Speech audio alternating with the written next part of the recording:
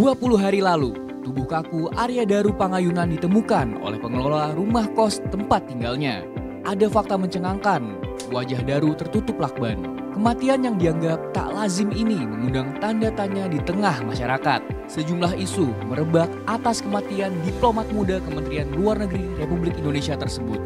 Bagaimana perkembangan fakta-fakta atas misteri kematian Arya Daru Pangayunan? Ikuti ulasannya dalam Detik Sore. Beralih ke Lombok, Detik Sore akan membahas wacana pembangunan kawasan glamping dan seaplane di kawasan Gunung Rinjani. Terkait hal ini, Menteri Koordinator Bidang Infrastruktur dan Pembangunan Kewilayahan Agus Harimurti Yudhoyono bakal mengkaji rencana pembangunan seaplane dan glamping di kawasan Gunung Rinjani, Lombok Timur, Nusa Tenggara Barat. Lalu, apa saja pro kontra yang akan muncul? Ikuti laporan jurnalistik Bali selengkapnya hanya di Indonesia Detik ini.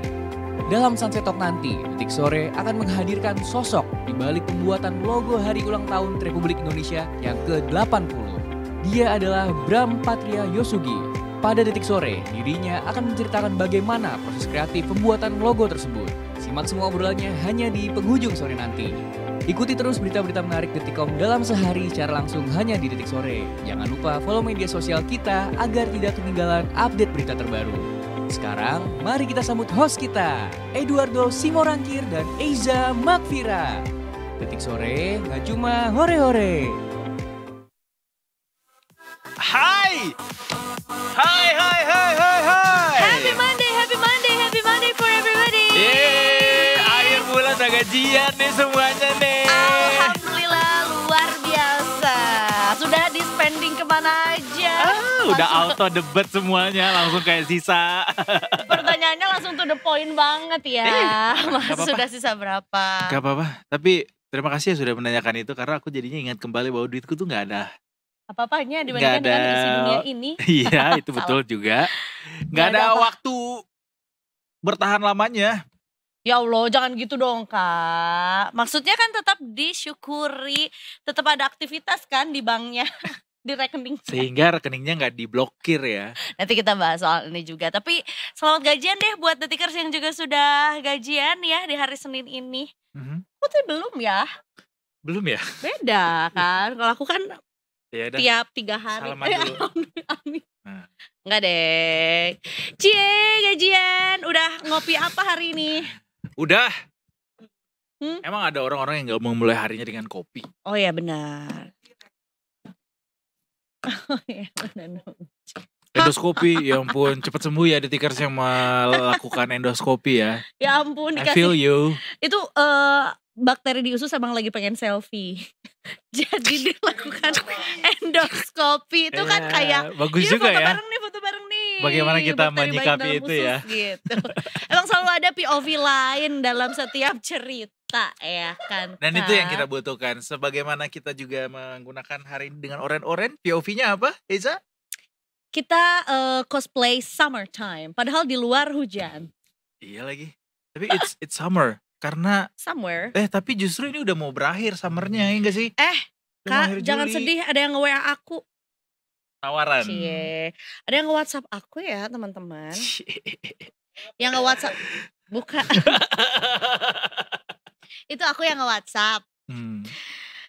Ini adalah dari Komdigi BMKG. Gabung-gabung Sudah. sekarang. Atau itu pantun, Komdigi BMKG. Cakep. Sabar ya, Ge. Bukan. Orang Depok Anda. Gak tahu ya juga ya kenapa Komdigi BMKG. Mungkin BMKG melalui Komdigi gitu kali ya. Emang Komdigi BMKG namanya? Di Iya kali, kontaknya. mungkin ada ininya, ada Today at divisinya. 2:49 PM ya. BMKG 28 Juli 2025 waspada cuaca ekstrim mulai 14.35 hingga 2 jam ke depan. Jakpus Jaksel Depok. Detailnya www.nowcasting.bmkg.go.id. Jadi kita bisa cek. Ih, kamu gak diperhatiin pemerintah. Adanya dari Pick me sih. Indodana, Wingstop, Telkomsel, Bank Mega, Leskalpi. Indodana kayaknya ini deh, P2P deh. Tuh, ya kan? Kalau ada kebutuhan dadakan, gak perlu pusing. Penuhi pakai dana Indodana. Oh gitu, kok jadi adlibs. Jadi iklan. Iya. Coba kalau di tanggal gajian aku yang nge-WA siapa ya? nge-WA, nge-chat siapa ya? Nah, yang SMS ya ini ya, bukan WhatsApp ya? Aku nggak ada loh. Paket dari provider. Tapi dia dapat tawaran dari Pegadaian. Iya, oh ini OTP. Oh, OTP. OTP. Mau nyairin tabungan emas kayaknya Eza. Atau mau nyairin kemarin sepatu yang digadein di Pegadaian. banyak sebenarnya, ada tapi banyak lagi. Tapi biasanya juga ada satu brand ayam yang suka SMS. Belakangnya, depannya K, belakangnya C. Nah kan, enggak cuman itu juga banyak kok. Yang ini juga Cap ada. 3 jari. Terus ini nih bubble tea ungu. Di OG. Donat, es krim. Pingkan Mambo. Tapi aku mau coba. Di SMS sama Pingkan Mambo. Bener. Mau rasain donat yang gak ada bolongnya? Pesan dia. Wahana. What is Wahana? Wahana, what do you mean by Wahana? Nggak ada. Kita nggak pernah kesana soalnya Jai. Iya.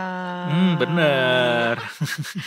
Baiklah, tapi ya selamat dicari deh promo-promo. Biasanya kan kalau jam-jam tanggal-tanggal gajian tuh ada SMS promo atau payday sale gitu. Di ini tuh biasanya order makanan. Boleh gak sih aku sambil order sambil pakai lip balm krim? Boleh, we are human. Jadi kita tidak selamanya perfect ketika tampil depan kamera tuh udah ready, I can face the world. No, we're not. Tapi ngomong-ngomong soal apa yang dihadapi hari ini juga dihadapi oleh BEM se-Indonesia. Makanya mereka melakukan demonstrasi yaitu kecemasan akan Indonesia. That's why nama demonstrasinya adalah Indonesia Cemas. Ada tahunnya kan Indonesia Cemas 2025 gitu. Benar. Ya. Jadi hari ini BEM seluruh Indonesia ya, BEM SI kan ya, juga berencana untuk melakukan aksi demonstrasi juga ya di Patung Kuda. Mulai pukul jam 14 kalau nggak salah juga ya. Dari siang tadi, tapi kayaknya ini sengaja dibikin hujan ya sama pemerintah ya. Wih, pemerintah bikin hujan. Kok bisa? Bisa lah. Bisa. Tapi mungkin juga ini bisa menjadi satu pesan juga dari Tuhan biar bisa menyampaikan aspirasinya, pendapatnya juga tapi dengan damai dan juga kondusif gitu. Tetap ada mudah-mudahan juga ya. Gitu. Meski kita belum mendapatkan informasi soal bagaimana akhirnya ini sudah dimulai apa belum. Yes. Yang pasti kata Eiza tadi itu aksinya rencananya dimulai pada pukul 2 siang nanti. Tadi ya. Dan sudah disiagakan juga 1.489 personel untuk mengawal demo tersebut. Karena jumlah mahasiswa yang mau demo juga cukup banyak, katanya ribuan juga. Indonesia kan betul. Walaupun masih belum didapatkan juga angka pastinya juga ya. Yang hari ini jadi ikut aksi demonstrasinya juga. Tapi tentunya juga teman-teman kayak masih mahasiswa. Bisa, mahasiswa S3. Amin. Gak apa-apa kalau ada yang mau biayain ya. Tapi rekan-rekan dari BMS ini juga memiliki beberapa tuntutan dan seruan sebetulnya yang juga mau disampaikan melalui aksi demonstrasi ini. Yang pertama itu adalah menolak RUU KUHP yang dinilai membuka ruang represi hukum, melemahkan hak-hak dasar warga negara pada proses peradilan pidana dan melemahkan keadilan dan HAM. Kedua juga menolak pengaburan sejarah dalam narasi pendidikan nasional termasuk lewat proyek penulisan ulang sejarah. Ketiga, menuntut keterbukaan perjanjian bilateral dan kebijakan ekonomi strategis termasuk transparansi rencana kerjasama Amerika Indonesia yang dinilai timpang dan juga merugikan rakyat. Keempat, mengkritik kebijakan tambang dan energi termasuk nikel, tembaga dan juga batu bara. Kemudian mendesak Perpu perampasan aset, menolak pembatalan RUU Polri dan juga menolak pembentukan batalion baru di Aceh yang dinilai tidak sejalan dengan prinsip sipil. Dan juga tentunya ada seruan Justice for Tom Lembong terkait pelemahan penegakan hukum dan juga demokrasi. Banyak gitu. Ya tuntutannya ya. Banyak. Makanya yang datang tuh ribuan biar masing-masing kloter tuh bisa menyampaikan. Lo Betul. yang poin 1 sampai 5 ya? Gue 6 sampai 10. Oh iya, Lain biar 11 sampai 26. banyak juga Kak, ditambah-tambahin. Tapi sebenarnya juga diinformasikan bahwa memang sudah ada aksi-aksi yang dilaksanakan di wilayah masing-masing juga sebelum Betul. akhirnya acara puncaknya atau aksi puncaknya tuh terlaksana di hari ini juga gitu. Semoga kalau memang sudah berlangsung di sana ya, di depan istana, aksi demonstrasinya bisa berlangsung dengan kondusif, teman-teman di sana tidak ricuh begitu dan bisa langsung didengarkan juga apresiasinya dari siapa yang dituju. Betul ya, atau ada respons lah Bisa ya. segera direspons. Bisa segera direspons juga. Baiklah kalau begitu setelah ini kita juga akan berjumpa dengan salah satu anggota dari Avengers juga ya Kak, yang memang juga asalnya dari Berarti beliau Black Widow. Kan anggota Avengers yang cewek Black Widow. Emang cewek cuman itu doang, Black Widow doang. Harusnya ada gak sih? Yang itu Siapa lagi? yang Captain memanah. Marvel. Oh ya Captain Marvel. Captain Marvel. Ya boleh. Marvelous. Ada yang anak-anak, ada yang anak-anak. Shinchan. Bukan dong. Ada siapa sih yang dari Arab tuh, dari India? Jarjit. Bukan. Miss Marvel. Miss Marvel maksudnya. Kenapa Jarjit jadinya ya? Beda universe. Siapa lagi coba? Dalsim mah India bener, tapi bukan Avengers ya. Kita ke Ibda Syara yang sudah ready untuk melaporkan kondisi traffic sore ini. Selamat sore Ibda Syara. Halo, selamat sore. Selamat sore Ibda Ibda Syara, Syara. kalau bisa memilih menjadi anggota Avengers ya dari Indonesia, perwakilannya mau punya kekuatan apa? Atau jago apa, misalnya jago memanah, jago pedang, jago pantun. Yang jago semuanya lah, yang paling menang pokoknya. Itu mah namanya ada Tuhan, jago semuanya. Tapi kalau misalnya Ibda Syara bisa jadi superhero di Marvel gitu atau di Avengers, pengennya jadi siapa? Pengennya jadi siapa ya? Cocoknya jadi siapa? Wih, bisa banget deh nanyanya. Jadi siapa? Jadi Thor. Jadi Thor women. Iya. Jadi mengendalikan petir. Boleh. Kan mumpung sekarang lagi hujan ya. Oh iya benar. Petirnya aku kendaliin ke sana, ke Trans. Aduh, gak siaran dong jadinya kita. Gak bisa siaran jadinya. Dilempar ke ini aja, ke Wakanda. Ke Wakanda. Baiklah kalau gitu silakan dengan laporannya Ibda Syara. Oke, baik, terima kasih rekan-rekan di studio dan selamat sore Detikers. Dengan saya Ibda Syara dari NTMC Korlantas Polri. Pada sore hari ini akan mengajak Anda untuk memantau situasi arus lintas terkini berdasarkan pantauan CCTV Korlantas Polri. Kita akan menuju ke titik yang pertama, yaitu dari kawasan Simpang Tomang, Jakarta Barat. Untuk arus lalu lintas sore hari ini dari arah exit tol Tangerang yang akan menuju ke arah Harmoni ataupun Cawang terpantau lancar.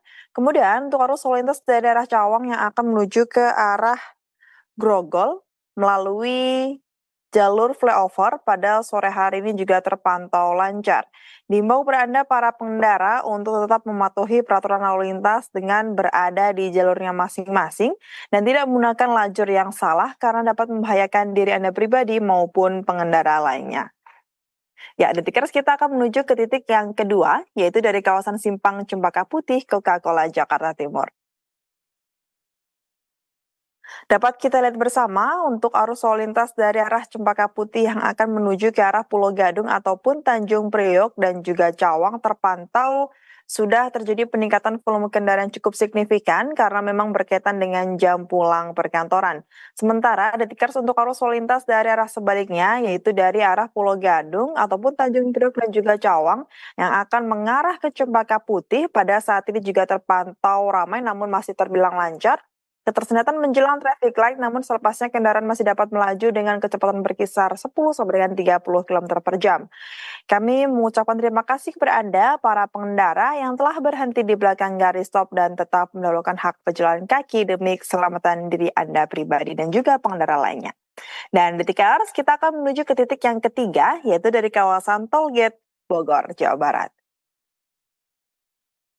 Untuk arus lalu lintas sore hari ini dari arah Bogor yang akan menuju ke arah Jakarta terpantau lancar. Hal yang sama pun juga terjadi untuk arus lalu lintas dari arah sebaliknya, yaitu dari arah Jakarta yang akan menuju ke arah Bogor pada saat ini terpantau lancar. Kami menghimbau kepada Anda para pengendara agar kembali untuk mengecek saldo e-tol Anda. Pastikan dalam keadaan yang cukup agar nantinya tidak mengakibatkan ketersendatan arus lalu lintas. Ya, Detikers, kita akan menuju ke titik yang terakhir, yaitu dari kawasan Pasar Gamping, Yogyakarta. Dapat kita saksikan bersama bahwasanya untuk kondisi arus lalu lintas sore hari ini dari arah Yogyakarta yang akan menuju ke arah Purworejo terpantau lancar. Hal yang sama pun juga terjadi untuk arus lalu lintas dari arah sebaliknya, yaitu dari arah Purworejo yang akan menuju ke arah Yogyakarta. Pada saat ini juga terpantau lancar. Kami menghimbau kepada Anda para pengendara agar selalu menjaga jarak dan juga jaga batas kecepatan maksimal kendaraan Anda, dikarenakan di kawasan ini terdapat adanya pasar dan juga banyaknya aktivitas warga di sekitaran kawasan ini. Dan Detikers, bagi Anda yang ingin mengetahui seputar informasi arus lalu lintas terkini, Anda bisa menghubungi layanan call center kami di 15669 ataupun SMS Center di 9119. Stop pelanggaran, stop kecelakaan, keselamatan untuk kemanusiaan, Indonesia tertib dan salam presisi. Demikian Ibda Syara melaporkan kembali bersama dengan rekan-rekan di studio. Silakan. Terima kasih banyak Ibda Syara atas laporannya. Terima kasih. Sangat insightful. Kita nantikan laporan-laporan selanjutnya Ibda Syara ya. Bye. Oke, bye-bye. Salam presisi. Masih kembali lagi bersama dengan dua host Rasa Jeruk. Ini gue ngelihat outfit kita hari ini, gue berasa kita kayak Jackmania tahu. Oh, pendukung Jackmania yang katanya mau membranding sebuah stasiun ya. Stasiun gak sih? Gembar-gembornya kayak gitu. Walaupun sepertinya nggak ke arah sana ya, lebih ke kayak si operatornya mau mensponsori. Si Persijanya. Either way, mau salah satu ataupun keduanya, still good news sih untuk para Jackmania juga ya. Iya dong. Kalau aku sih tadinya takutnya tuh malah jadi kayak pewangi gantung Rasa Jeruk. Iya lagi, ini kan yang tidak. Tapi walaupun itu dibenci banyak orang, tapi tetap laku tahu ya. Aneh banget. Iya. Tiba-tiba kecium lagi wanginya. Detikers, ada yang masih menggunakan pewangi gantung Rasa Jeruk, baik itu di di kamar mandi, lemari, atau yang paling familiar dan mungkin akan berpengaruh kepada orang lain itu adalah di mobil. Di mobil. Karena kan kalau di lemari atau di kamar mandi sebenarnya yang nyium tuh most likely kita sendiri atau anggota keluarga AC. aja. Di AC rumah. Iya, AC rumah. Nah, di AC mobil digantung 2 lagi. Terus satunya udah kering, udah kisut. Dan ada konten yang dia digantungin di berbagai macam sudut kan, di sebuah transportasi online. Itu benar gak sih? Ada atau aja, konten Kak. aja. I've been in that kind of situation, walaupun pada saat itu taksi online ya, bukan kayak how can you survive? How could you survive? Nangis sedikit, mana habis hujan, kebayang gak? Ya habis hujan. Bukannya bau petrikor, malah bau jeruk. Tapi ada satu keunikan juga yang menurut gua kalau alien atau makhluk lain yang selain manusia tuh kayak wow, human being tuh adalah makhluk yang sangat unik ya gitu. Ada pewangi ruangan juga, setauku sih yang gantung aja sih ya bentuknya atau mungkin yang lain juga. Itu ada wangi klepon, Kak. Klepon? Iya, halo. Gimana rasanya? Manis, kayak kelapanya ada berasa? Enggak, aku menciumnya justru kayak gula merah. Oh gula merah exactly. Sebenarnya kalau di ruangan dingin dan ber-AC, iya. Itu tuh aman aja. Karena kan kayak menurut aku di blending dia. It's okay untuk di dapur, di ruang tengah gitu. Tapi kayaknya kalau di kendaraan, I don't know. Maybe not. Jatuhnya asam lambungnya naik ya karena kayak lapar. Jatuhnya aku cosplay semut merah. Atau Takut ada banget aroma ketemu unik semut nggak merah. yang disukai? Nggak pernah menyukai aroma-aroma unik. Jadi gua aromanya it's either yang ocean itu atau lavender. Dah itu aja selalu belinya. Gak pernah beli yang aroma. Oh, dikasih pernah Apa tuh? parfum yang beraroma beras kencur. Beras kencur wanginya gimana ya? Tapi campur apa gitu, ada sesajen lagi rempah yang lain. Jadi dia aromanya ini terinspirasi dari buku novel Aroma Karsa Dewi Lestari. Dan dibikinlah ada beberapa varian. Gua baca itu ya. Iya benar, belum ya. Varian parfum yang sesuai sama karakter dari masing-masing orang yang ada di novel itu. And it turns out baunya tidak menyenangkan tapi kayak mahal banget harganya. Si orang temen gue ini belinya 1 juta lebih. And then karena dia gak suka sama wanginya, gue bilang, oke sini, gue baca juga Aroma Karsa sini deh.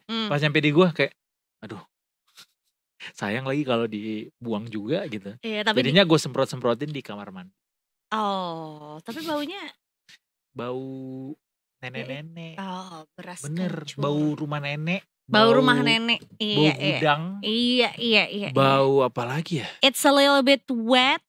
Ya. Damp kan gitu ya. Betul. Bukan wet ya, damp gitu. Dia 3 varian, 3-tiganya gak ada yang bener. Ya makanya artisan kan. Iya, karena bener, kalau artisan. wanginya mungkin wangi populer gitu ya udah jadi mass aja gitu. Ada juga kan kayak parfum dari merek ini rasanya begini, parfum dari sini merek ini, tapi kalau dicium kayak sama aja gitu kan. Jadi wangi-wangi yang populer Iya, yang disukain banyak orang. Aku baru beli yang ini dari Humans. Keren yang mana? Sore. Mau dong Kak, bawa dong. Besok gue bawa ya. Mau nyobain Kamis wanginya aja. kan. Oh iya benar. Oke, Kamis ya. Iya, Kamis ya. Aku mau coba Ingetin gue, sniff, ya. Oke.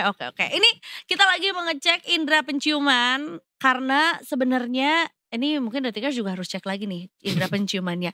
Jangan-jangan bukan yang gak sensitif sama parfum atau wewangian, tapi justru ada varian dari COVID-19 yang sedang menghantui.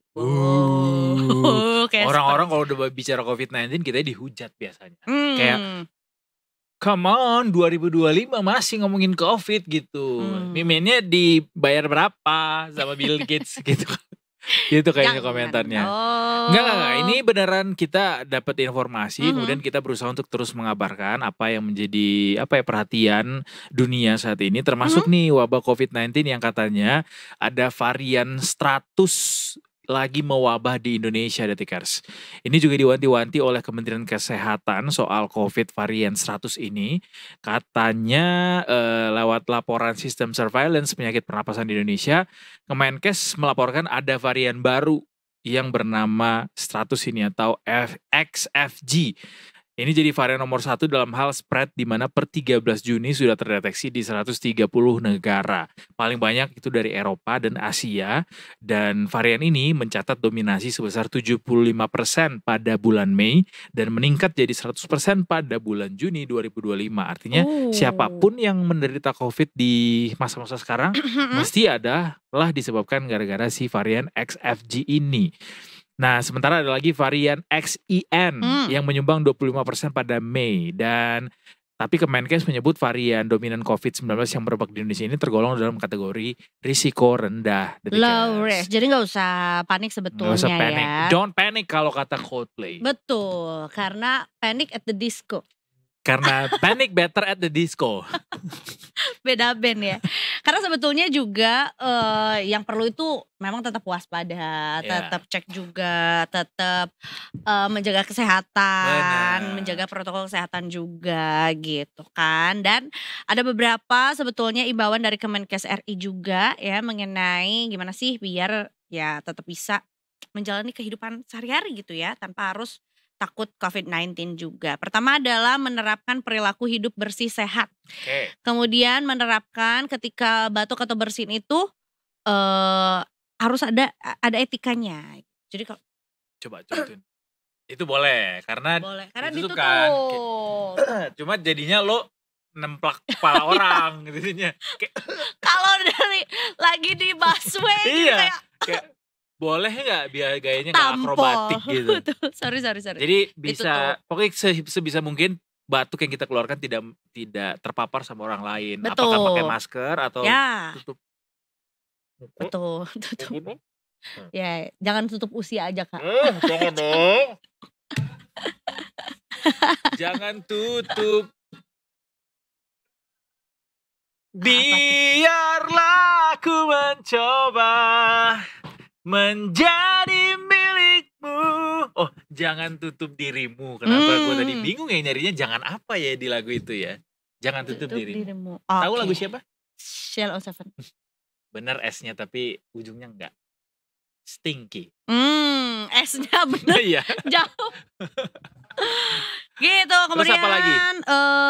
Kalau misalnya mengalami gejala infeksi saluran pernafasan atau ada riwayat kontak dengan faktor resiko, ya cek aja. Terutama di usia-usia rentan yang tadi sempat disebutkan ya, gitu. Balita atau usia lanjut. Lansia. Gitu. Cuci tangan jangan lupa ada tiket kalau mau makan tuh atau habis dari Transum megang banyak hal gitu yang dipegang sama banyak orang juga, terus mau beraktivitas tuh cuci tangan dulu. Siapa di sini yang sebelum makan cuci tangannya itu pakai embun dari gelas es batu itu?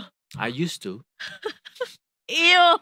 Tapi kalau buat makan enggak ya? Iyo. Tapi kalau kayak abis ngemil gitu misalnya, terus gue minum kopi misalnya yang ada embunnya. Iya. And then karena males ke kamar mandi, terus gue pakai air di gelas itu. Karena kayak makannya kan cuman itu doang gitu. Tetap aja ada kontak ke mulut, Kak. Tapi setidaknya itu gue lakukan hanya untuk sementara, alias nanti akan gue cuci tangan gue untuk aktivitas selanjutnya. Cuma biar kalau ngomongin soal sementara, kita juga hidup di dunia juga sementara. Ya gitu. Tapi itu tidak boleh dilakukan ya. Gak boleh. Itu berbahaya Cuci karena justru itu tangan, embun-embun itu sabun. punya lebih banyak bakterinya. Iya dong. Dan orang cuci tangan aja harus happy birthday to you. Lagunya ada apa sih? lagunya tuh pokoknya. Happy birthday kan? Satu kali happy birthday terserah to you. lagunya apa. Hari ini. Mau lagunya Bohemian Rhapsody juga gak apa-apa. Lebih lama lagi loh cuci Tapi tangannya. gak ada bismillahnya ya. Bisa Bismillah. juga. Apa? Siap. Anonim. Jamrut. Hari ini. Totetet. Ya dah, kita break dulu detikers ya. Kita mau cari yang ulang tahun di tanggal 28 Juli dan mau kita Oh iya benar. palakin, traktiran. Palakin, kita selamatin, kita doakan. Detikers jangan kemana-mana ya, tetap bersama kami di Detik Sore. Gaji ore-ore. Gajian.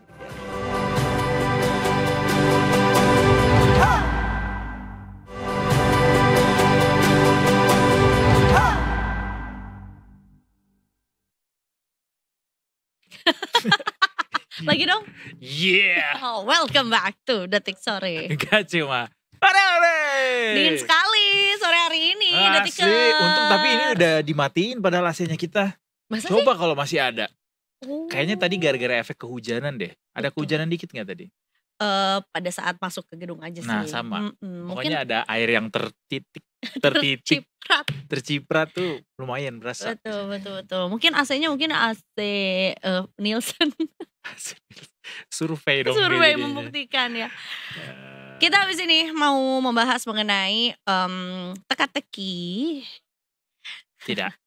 Kalau speaking of teka-teki silang, dulu tuh sejarah yang sudah berlalu berarti ya. Iya. Belum harus kayak 15 tahun lalu, 20 tahun lalu. Iya. Kayak dulu pernah nggak beli teka-teki silang yang khusus buat ngisiin teka-teki Yang gambarnya silang. cewek ya, Yang covernya. gambarnya. Bener. Atik Sibi pernah jadi cover TTS. Oh iya? Pernah. Oh, pernah beli nggak ya? Ke Tapi aku Ardila, pernah gitu. punya lagi. Karena Tapi menurut aku bukan juga punya sendiri, punya bokap atau enggak tahu. Emang dipaksa? Iya. Karena kan there was a time when jualan majalah tabloid itu tuh ada emang di pinggir jalan tuh pakai papan gitu kan. Terus di ada talinya, di display. Ya benar. Jadi kayak rak DIY gitu. Betul. Termasuk juga buku TTS juga di situ. TTS itu. Tapi itu seru gak sih Kak? Seru banget. Seru banget. Itu kesukaan bapak-bapak sih lebih tepatnya. Tuh. Nenek-nenek.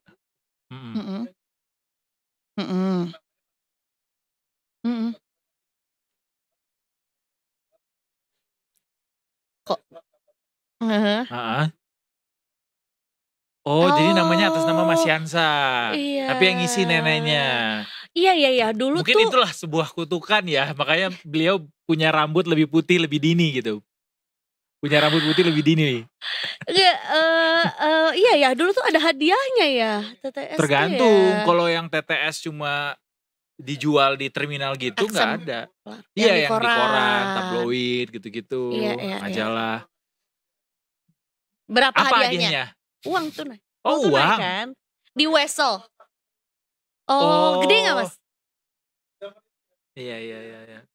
Lumayan kreatif ya nenek Anda ya. Iya, keren loh. Seru memanfaatkan uang banget. itu. Biasanya juga di majalah-majalah juga suka ada gitu. Ada. Di majalah kayak di Bobo Kompas juga masih ada. Iya, di majalah lain-lainnya Bobo juga iya ada. ada. Di Bobo ada, tapi nggak setiap edisi ya. Biasanya kalau di majalah. Gue mau langganan majalah Bobo. Masih langgan, masih ini kok. Oh, ada edisi 50 tahun aku punya. Bukan. Yang mana? Dia ada bikin bundling, jadi dia ngasih harganya 400.000 kalau nggak salah. Nah, di situ ada termasuk 5 edisi pertama Bobo. Tuh. Oke. Dia ngasih salah satunya itu. Sebutkan nama anggota keluarganya Bobo. Lumayan jauh nih kita nanti nyebrang ke yang berita yang satu ini, tapi nggak apa-apa kita sebutin Bobo. Bibi Titi Teliti. Siapa yang ponakan-ponakannya tuh? Unyil. Gembul. Paman Coreng. Gembul mah ini yang lain lagi. Paman Kikuk dan Hasta kan. Oh, Gembul ada. Gembul ada. Upi, iya Upi benar. adiknya. Sama ayah, sama ibu. Emak. Udah. Berasal. Cie baru nonton Sakatupo dia. Nah. Gitu ya. Beres-beres Kak. Ya kalau membaca atau mengingat-ingat karakter-karakter yang ada di Bobo mah gampang ya, tinggal diingat-ingat aja. Tapi kalau mengingat siapa pembunuh dari teka-teki kematian diplomat Kemlu ini agak sulit karena masih jadi teka-teki. Iya. Dewasa. Banyak lagi ya. Iya, paham saya. Tapi lebih banyak lagi jembatan yang harus dibangun tuh Bapak. Udah, kesini aja udah. Gimana caranya kita menemukan siapa otak di balik kematian diplomat Kemlu ini masih jadi misteri. Karena sebetulnya juga akhirnya juga ada update gitu ya. Secara yang resmi dikeluarkan oleh polisi yang ya baru ditemukan juga gitu ya, baru diungkapkan juga kepada publik. Salah satunya adalah mengungkap asal usul lakban kuning. Aku aja baru tahu bahwa ternyata warnanya kuning ya. Bukan kan di dalam bayangan aku lakban hitam biasanya. Atau yang ya. coklat. Nah itu tuh lakban kuning. Itu kuning apa coklat? Iya. Oh iya. Walaupun warnanya nude. Ada yang lebih coklat lagi soalnya warnanya, ada beda. Ada yang kuning, emang ada yang... Itu tergantung melanin masing-masing ya. Tergantung pencahayaan ketika ngomong itu juga ya. Nah asal usulnya ternyata dibeli korban dari Yogyakarta. Oke. Sementara itu berdasarkan keterangan rekan kerja, lakban tersebut biasanya dipakai pegawai Kemenlu RI saat bepergian ke luar negeri. Fungsinya untuk mempermudah mencari barang saat di bandara. Gitu. Mempermudah mencari barang saat di bandara. Oh biar jadi kayak tanda gitu ya. Iya gitu, karena mungkin kalau bepergian ke luar negeri, mungkin negara lain gak produksi lakban kayak gitu kali ya. Gitu ya. Biasa mungkin jadi kebiasaan, jadi ya itulah fakta yang ditemukan gitu. Betul, faktanya memang begitu. Oke. Labeling. Kemudian ada juga fakta berikutnya, yaitu adalah mengenai rekaman CCTV Mm-mm. ya di rooftop kantor Yep. dari korban juga yang ada gambar bahwa dia naik ke rooftop, berdiam diri selama kurang lebih 1 jam 26 menit dan meninggalkan tas gendong dan tas belanjaan di sana. Jadi pada saat pergi tuh bawa kantong, Ya. pada saat turun tuh tidak, dan ditemukan juga tasnya gitu. Di tas tersebut tidak ada temuan ponsel, namun ada beberapa barang lainnya gitu. Salah satunya itu adalah laptop, Mm-mm. pakaian yang baru dibeli ya, Mhm. dan beberapa sebetulnya pakaian yang baru dibelinya itu, jadi dinyatakan baru dibeli itu karena memang masih ada labelnya, Oke. masih ada tag-nya gitu ya. Dan kemudian ada beberapa obat-obatan yang dibawa dan juga Ini masih belanjaan dalam yang baru ransel dibeli. ya? Betul, Mm-mm. beberapa belanjaan yang baru dibeli, beberapa nota dan juga alat-alat kantor gitu. Ya. Dan tas tadi yang ditinggalkan korban di tangga darurat ini itu ditemukan di situ, di tangga darurat Kemlu tadi ya, yang betul. menuju ke rooftop gedung Kemenlu, Detikers. Nah, namun salah satu hal yang juga cukup menjadi pertanyaan adalah polisi tuh belum menemukan ponsel dari korban, ya. Jadi belum ada ponsel milik diplomat tersebut yang ditemukan. Namun polisi telah mengantongi isi chat korban dalam ponsel tersebut. Gitu. Karena handphonenya itu, chatnya itu bisa terkoneksi sama laptopnya, makanya bisa diketahui. Betul gitu. Berarti memang pada saat di kosan tuh nggak ada analisis. Gitu ya. Jadi intinya adalah isi chat tersebut tuh sudah diketemukan oleh polisi, oleh pihak polisi juga, dan kemudian disinkronisasi dengan chat para saksi mulai dari istri hingga rekan kerja. Yeah. Gitu. Selain itu juga ada percakapan korban dengan sopir taksi pada malam hari sebelum korban tewas.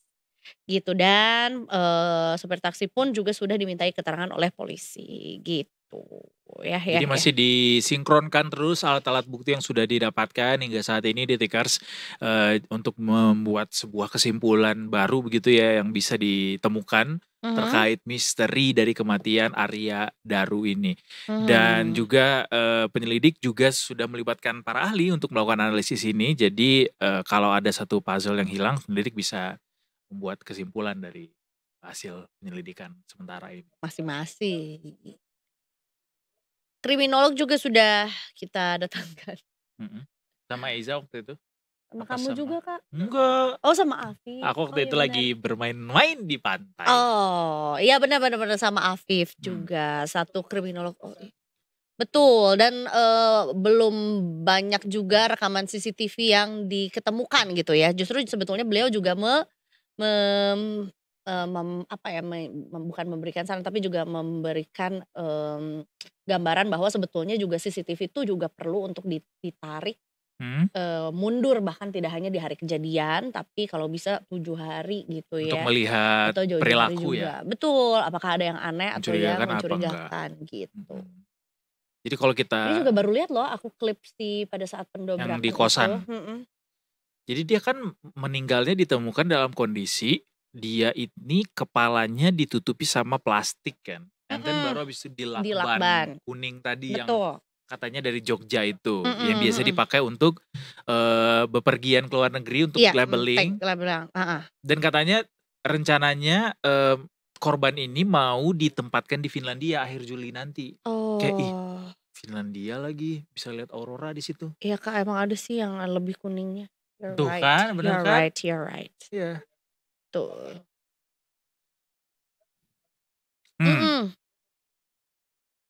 Lakban.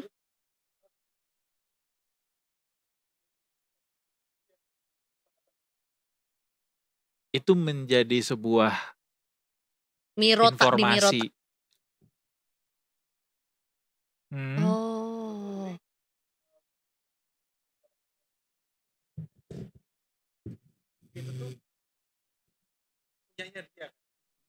Apa toko itu?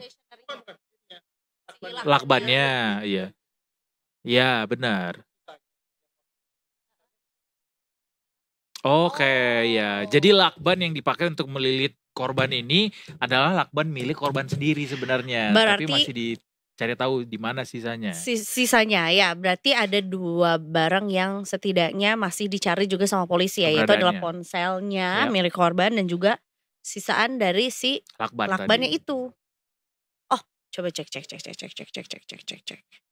Per hari ini sih nggak tahu ya, tapi kalau kemarin yang chat yang chat bisa ditemukan karena tersambung sama laptopnya yang juga sudah ditemukan. Tapi handphone secara fisik itu masih belum bisa ditemukan informasi Betul. terakhirnya. Jadi HP-nya memang sudah terhubung sama laptop milik korban sehingga penyelidik bisa mendeteksi isi dari ponsel yang hilang ini. Termasuk mungkin juga ke foto-foto di dalam galeri itu bisa diakses, cuma ya handphonenya masih belum bisa diakses. Betul ya, handphonenya fisik ponselnya belum bisa ditemukan juga. Sebetulnya juga pihak kepolisian juga telah menerima hasil dari laboratorium forensik. Namun memang belum ada pernyataan khusus yang dipublikasikan juga ya. Gitu. Tapi sudah ada laboratorium forensik hasil dari lab 4-nya gitu. Ini masih sepertinya juga hari ini juga cukup banyak juga ya update-nya terbaru juga gitu ya. Gitu. Oh iya, termasuk juga salah satu temuan yang ada di dalam tasnya itu adalah ada surat rawat jalan dari salah satu rumah sakit di bulan Juni lalu gitu. Jadi memang korban ini juga sempat sakit dan juga mendapatkan surat rawat jalan gitu ya. Betul. Rekomendasi rawat jalan juga gitu. Nah, kemudian polisi mengenai lakban kuning milik dari korban disampaikan bahwa dibeli untuk keperluan tugas Kemlu katanya. Oke. Oh, aku baru lihat loh gambar ini. Kayak gini Gitu posisinya. bentuknya. Oke. Guys, juga tadi soal handphone dan chat tadi ya yang disampaikan sama Isa juga bahwa chatnya ini yang ditemukan itu yang diungkap sama polisi soal chat sama sopir ya. Sopir taksi ya. Taksi online nggak? Maybe, most likely, nggak tahu. Jadi percakapan dengan sopir taksi itu pada malam hari sebelum korban tewas dan juga sudah diminta keterangan dari sopir taksi ini, walaupun juga sopir taksi yang mendapatkan orderan ini juga belum tahu kita apa keterangan ke kepolisian yang sudah di-share ke kita belum diberitahu gitu. Tapi yang pasti handphone itu tadi masih jadi misteri di mana keberadaannya, termasuk juga bagaimana keberadaan dari si lakban sisa yang dipergunakan untuk melilit tubuh korban. Iya. It's still a mystery. A lot of mysteries ya about why. Big questionnya tuh kan why and how. Why and how. Kebayang di kantor polisi tuh dikasih 1 titik terus ditarik pakai kebanyakan benang merah gitu. Kebanyakan. Iya kan gitu kan pasti pas ininya. Jadi dibikin mood board gitu loh. Iya benar. Dibikin kayak Good Girls Guide to Murder. Oh, karena kalau Good Girls Gone Bad jadinya Umbrella. Rihanna jadinya. Good Girls Gone Bad. Banyak juga ya update yang baru gitu ya. Apalagi yang baru, Za? Ada film aneh itu. I like it so much. Seru banget tahu. Enggak. How to Get Away with Murder. How to Get Away with Murder tuh bukan yang si Adam Sandler ya? Bukan. Oh bukan. It's another one. Itu yang mana nih? Series. Oh bukan movie ya itu ya? Bukan. Oh ya itu bagus berarti. Saya revisi. Ada satu lagi yang murder. Soal mahasiswa hukum. Nah tapi dia tuh plotnya tuh selalu kayak there will be someone who is dead dan dibereskan gitu ya. Nanti tuh kita akan menebak nih dari yang dibereskan itu loh, yang nggak muncul tuh siapa. Siapa yang meninggalnya pun nggak dikasih tahu. Abis gitu tarik mundur sampai akhirnya diketahui motifnya apa dan juga siapa gitu. Lumayan panjang sih. Berapa season ya? Maybe 6. Lupa aku. Serial detektifan. Udah nggak ada. Kalau gue sukanya Lupong. Nonton nggak Lupong di Netflix? Yang kedua kurang emang, kayak ini disengaja biar karena yang season Yang satunya mainnya banyak Viola kan. Davis Kak, bagus. Oke, iya Yeah, tahu I ini. remember Tahu. her. Iya. Ada the one with Adam Sandler dengan ada kalimat murder juga. Jadi gak kayak Jadinya lucu kalau itu. bener. Oh, Jennifer Aniston gak sih? Satu lagi. Tahu.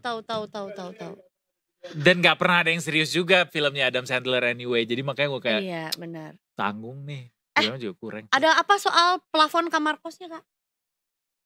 Plafon kamar kosnya kenapa? Ada apa ya? Ada apa guys? Iya Coba guys. di sini belum kita Coba, dapatkan coba. nih soal temuan plafon kamar kos. Mm-mm. Yang bisa kita kasih tahu. Oh begini kondisi plafon kos diplomat Kemlu yang tewas misterius ya. Baru saja minggu lalu. diupdate hari Kamis lalu sih sebetulnya Iya, ya. minggu lalu.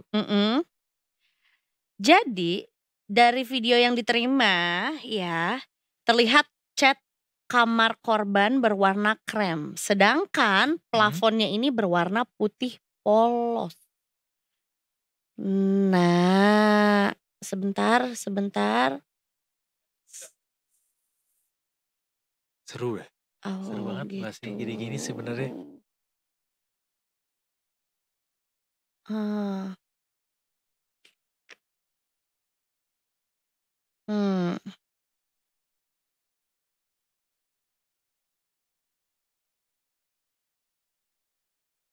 Gue juga cukup penasaran sama bagaimana nasib dari kos-kosan ini sih. Kayak apakah orang-orang di sana masih tetap berada di situ?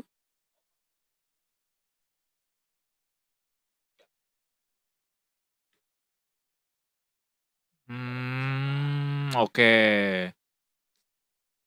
Terus apa hubungannya dengan warna yang agak berbeda tadi?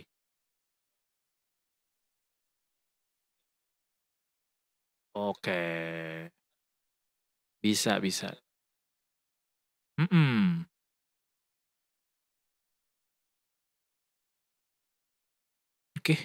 Boleh nggak di sini mau baca yang ini.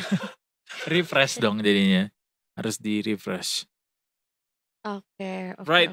Yang pasti ini penyelidikan masih terus berjalan ya Detikers, antara di laboratorium forensik juga masih diterima terus berbagai macam barang bukti begitu yang harus diperiksa, dan polisi juga sudah menyerahkan juga ternyata penyelidikan ini ke aparat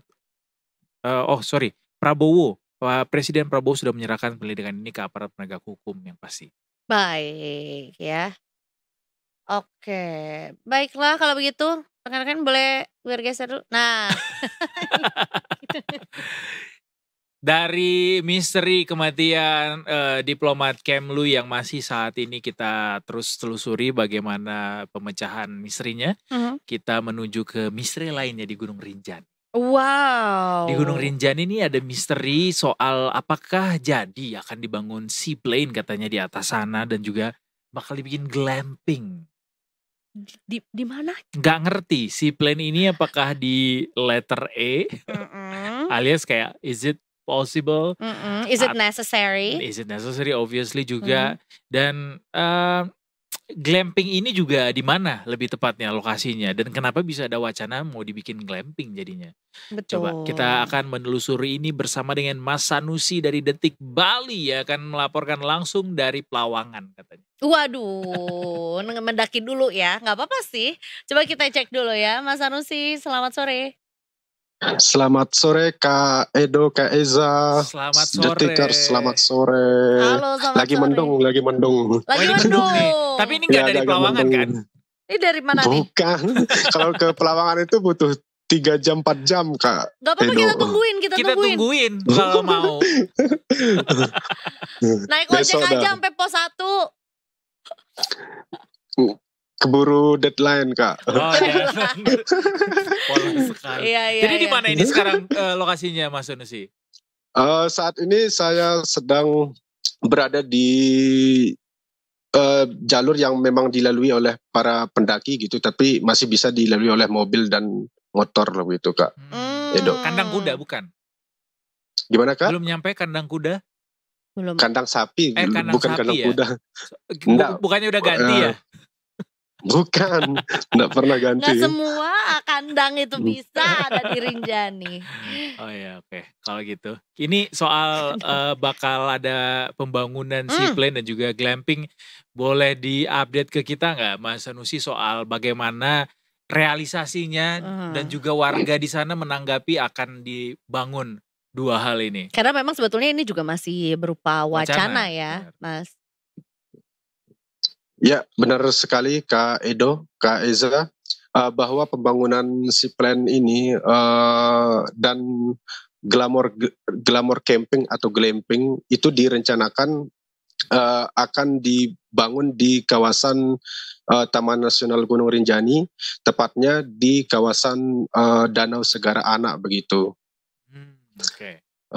Pengajuan izinnya pun saat ini masih sedang proses begitu, sedang proses uji publik begitu, begitu Kak Edo, begitu Kak Eza.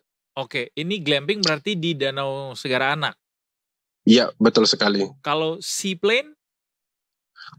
Seaplane-nya itu informasi yang kami dapatkan, seaplane ini akan langsung mendarat di Danau Segara Anak begitu. Oh wow. Banyak banget. Ini ya waktu yang terpangkas ya kalau misalnya itu benar-benar bisa terjadi ya.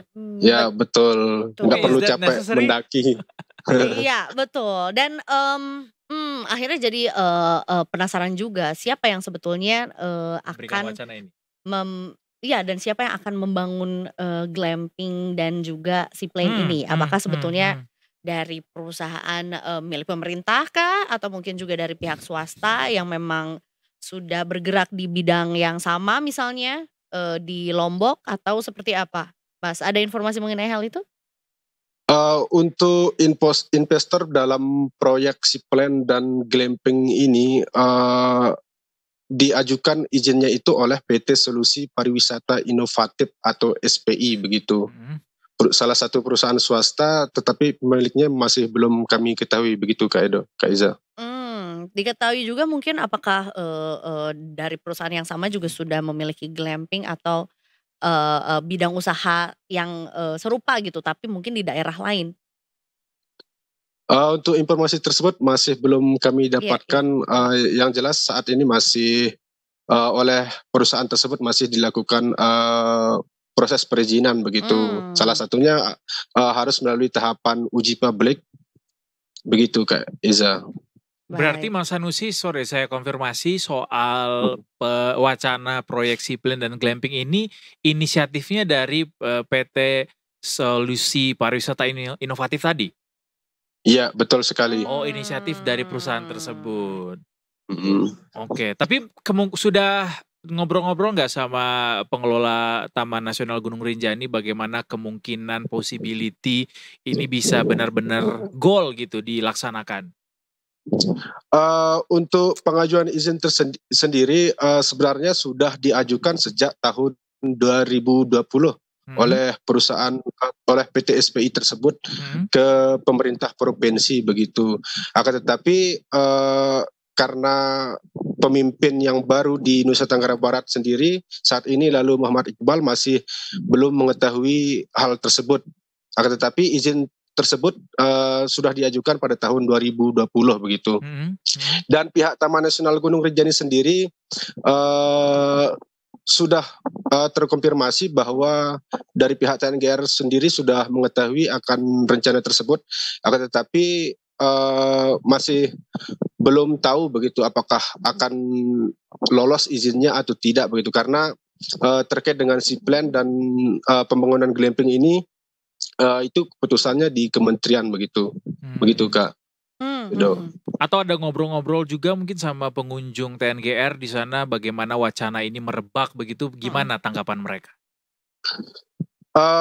Sempat juga Kak Edo, Kak Eza, bahwa wacana pembangunan seaplane dan glamping ini itu sempat ditolak oleh para pelaku jasa wisata di kawasan di lingkar Gunung Rinjani, baik dari forum, kemudian dari forum para pekerja wisata, para tour guide, supporter mereka menolak begitu terkait dengan pembangunan Seaplant dan glamping ini.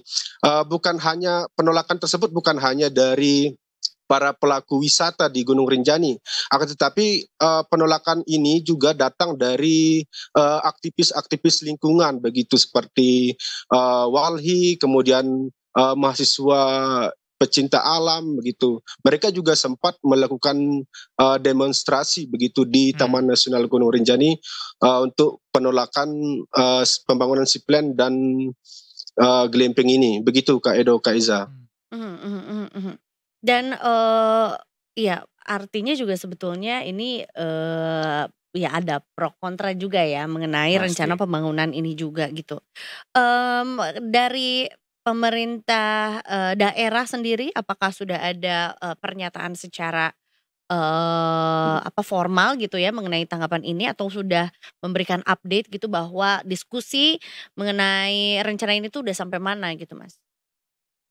Untuk dari pemerintah provinsi sendiri masih belum mengeluarkan statement yang pasti begitu apakah ikut menolak atau tidak, tetapi dari pemerintah provinsi sendiri masih melakukan kajian-kajian, masih melakukan pendalaman begitu terkait dengan dampak ekosistem, dampak konservasi dan dampak sosial bagi masyarakat yang ada di lingkaran Rinjani begitu Kak Iza, Kak Edo. Baik. Mas Sony sih mau nanya dong, sempat dengar info nggak soal glamping ini nanti akan dipatok berapa tarifnya oleh perusahaan yang membangun di sana? Pasti mesti ada kabar-kabar burung mungkin yang terdengar di sana, termasuk juga soal Seaplant tadi. Berapa tarif yang ditawarkan kira-kira oleh perusahaan? Nah, kalau tarif masih belum terkonfirmasi, akan tetapi menurut dokumen hasil kajian publik yang kami dapatkan begitu, yang sempat kami baca, PT SPI sendiri dalam dokumen tersebut tertuang bahwa akan membangun 15 sampai 20 glamping di kawasan Danau Segara Anak tersebut begitu. Kemudian Seaplant sendiri itu akan dalam perharinya itu akan melakukan penerbangan maksimalnya itu 3 kali dalam sehari begitu Kak Edo, Kak Iza. Berarti berapa banyak luasannya yang nanti juga akan menjadi lokasi glamping, atau di sebelah mana dari Segara Anak ini yang akan dijadikan lokasi glamping katanya? Untuk informasi tersebut memang sudah kami konfirmasi ke pihak Taman Nasional Gunung Rinjani, akan tetapi dari pihak balai sendiri masih belum membuka berapa luasan dan di mana lokasinya. Akan tetapi informasi yang kami dapatkan dari Kepala Balai TNGR sendiri bahwa di kawasan Taman Nasional khususnya di daerah konservasi tersebut memang ada yang bisa digunakan untuk berinvestasi atau untuk berbisnis. Begitu informasi yang kami dapatkan dari Kepala Balai TNGR. Gitu Kak Edo, Kak Iza. Sementara untuk penerbangannya sendiri akan maksudnya penerbangannya akan dari mana? Dari bandara kah? Jadi titiknya dari mana ke mana, Mas Sanusi? Yang pasti mendaratnya di Danau Segara Anak ya? Kalau informasi yang beredar, tapi masih belum kami pastikan, informasi yang beredar ini bahwa Seaplant itu akan terbang langsung dari Bali begitu, langsung menuju ke Danau Segara Anak. Gitu. Dari Bali bahkan cukup ya, jauh bukan ya? dari bandara bahkan dari Lomboknya Lombok, juga apa ya ya? sebenarnya, aku lupa. Iya. Oke, baik. Kalau gitu Mas Sanusi, ini diskusi yang sangat menarik untuk kita elaborasi lebih lanjut sebenarnya buat teman-teman yang lain, bagaimana ini sebenarnya penting gak sih untuk dibikin semacam ini, kan berarti ya oke lah, ini adalah potensi pemanfaatan sumber daya alam kita untuk bisa dimaksimalkan lagi, tapi kayak haruskah kita sampai ke sana gitu ya? ada risiko lingkungan kah yang mungkin juga akhirnya menjadi yang dikorbankan gitu ya, untuk keuntungan secara ekonomi juga gitu. Mas, satu lagi deh mengenai pendakian Gunung Rinjani juga, karena kemarin sempat diinformasikan sempat ditutup ya, sebagai salah satu respons dari kejadian yang terjadi lagi juga di Rinjani. Apakah sudah ada informasi mengenai jalurnya sudah dibuka atau belum, atau mungkin update mengenai hal itu? Ya Kak Eza, Kak Edo, untuk saat ini Taman Nasional Gunung Rinjani masih dibuka begitu, akan tetapi untuk penutupan totalnya itu nanti pada tanggal 1 sampai tanggal 10 Agustus mendatang begitu. Alasan penutupan sendiri dari pihak Taman Nasional Gunung Rinjani itu masih melakukan perbaikan jalur begitu dari Pelawangan Sembalun menuju ke Danau Segara Anak. Begitu Kak Edo, Kak Eza. Betul, dan juga biar bernafas Rinjaninya juga ya. Ya, kasih nafas dulu biar safety begitu. Biar safety, biar hijau kembali. Ya biar me time dulu. Betul. Dia juga butuh ruang ya. Capek kali didaki terus ya gitu. Mas Sanusi udah berapa kali summit ke Rinjani? Untuk summit ke Rinjani belum pernah Kak Edo. Belum. Masih sampai ke Pelawangan, Berangkat sekarang kita tungguin. Sekarang. Oke, kita tunggu di Sembalun. Kita masih siaran sampai jam 5:30 kok, berarti masih ada waktu sekitar 2 jam lagi. Waduh, Sakti Mandraguna kali Anyway, terima kasih sekali lagi Mas Sanusi atas informasinya. Silakan melanjutkan aktivitas dan selamat bertugas kembali. Saya selalu Mas dan selamat menikmati terima kasih, langit yang terima mendung. kasih. Ditunggu ya kedatangan kita di Lombok ya. Siap, kita tunggu Kak Edo. Selamat sore. Oke. Selamat sore. Itu tadi dia dari Rinjani. Jadi atau batal katanya, atau kajiannya sampai mana? Sebenarnya udah pendekatannya untuk melakukan itu tuh sudah dari 2020 katanya. Dan rasa-rasanya karena sampai saat ini masih ada wacananya, berarti masih terus diproses tuh ya, bukan yang nggak bisa ini dibikin gitu. Cuma kayak sampai bikin seaplane tuh di Danau Rinjani, menurut gue kalau glamping oke lah glamping. Oke nggak glamping? Karena kan ya camping cuma glamor aja gitu. Ada yang mengelola. Sampai mana glamnya? Nggak ngerti. Ya kan, glam tuh luas aja gitu, bisa jadi membangun bangunan permanen, membuat. Harusnya enggak sih ya. Nggak tahu, glam kan sebenarnya juga iya sih, iya. luas. Tapi kan sebenarnya sampai mana glamnya? Sampai pink. Dia harus tetap ada pinknya gitu. Enggak yang glam house. Iya, tapi kan ya itulah sampai mana glamnya gitu. Iya, karena paham, kan paham. For me at least disediain tenda untuk buang air juga udah cukup glam kok. Udah cukup glam ya. Iya, nggak usah kayak lihat kanan kiri udah dalam tenda gitu. Bukan tenda sih, yang maksudnya paling yang kebayang di gue adalah glampingnya isi tendanya. Tenda tentu akan lebih besar dan then di dalamnya ada lampu-lampu kasur gantung gitu kan. Dalamnya ada kasur. Ada kasur, ada pemanas ada meja, ruangan. Ada pemanas ruangan. Dan itu semua butuh waste management yang baik. Itu yang paling penting sih sebenarnya. Terus untuk pedagang-pedagang mie di sana gimana? Karena udah ada glamping. Nah, yang gue mau tanya sama lu juga Zai, yang udah pernah ke sana, seberapa luas dan hamparan tempat untuk camping itu di dekat Segara Anak itu emang luas banget. Walaupun gue juga nggak ke titik-titik camp lainnya ya, but gue tuh cukup ya kan, memang juga nggak semua batas darat dan danaunya itu bisa dipakai buat camping kan. Jadi bagian sananya memang hamparan juga ada. Kalau nggak salah ada bukit lagi atau gimana gitu ya. Tapi yang jelas menurutku juga tidak seluas itu, apalagi khususnya untuk dibangun 20 tenda ya. Betul. Dan glamping, I don't think people would like to spend glamping money for sharing dengan misalnya kamarnya isinya atau tendanya isinya 10, 5 gitu. Pasti kan kayak cuman diisi berdua gitu. Artinya juga atau I don't know. Ya itu asumsi-asumsi kita yang masih belum kebayang gitu soal bagaimana nanti ini kalau direalisasikan benar-benar bisa adil nggak buat alamnya juga gitu. Tapi Lombok tuh memang punya potensi yang luar biasa banget kerennya untuk pariwisata. Dan Lombok tuh memang bukan cuman Gunung Rinjani, bukan cuman Pink Beach, bukan cuman apa pulau yang kita Bukan cuma Mandalika. Betul.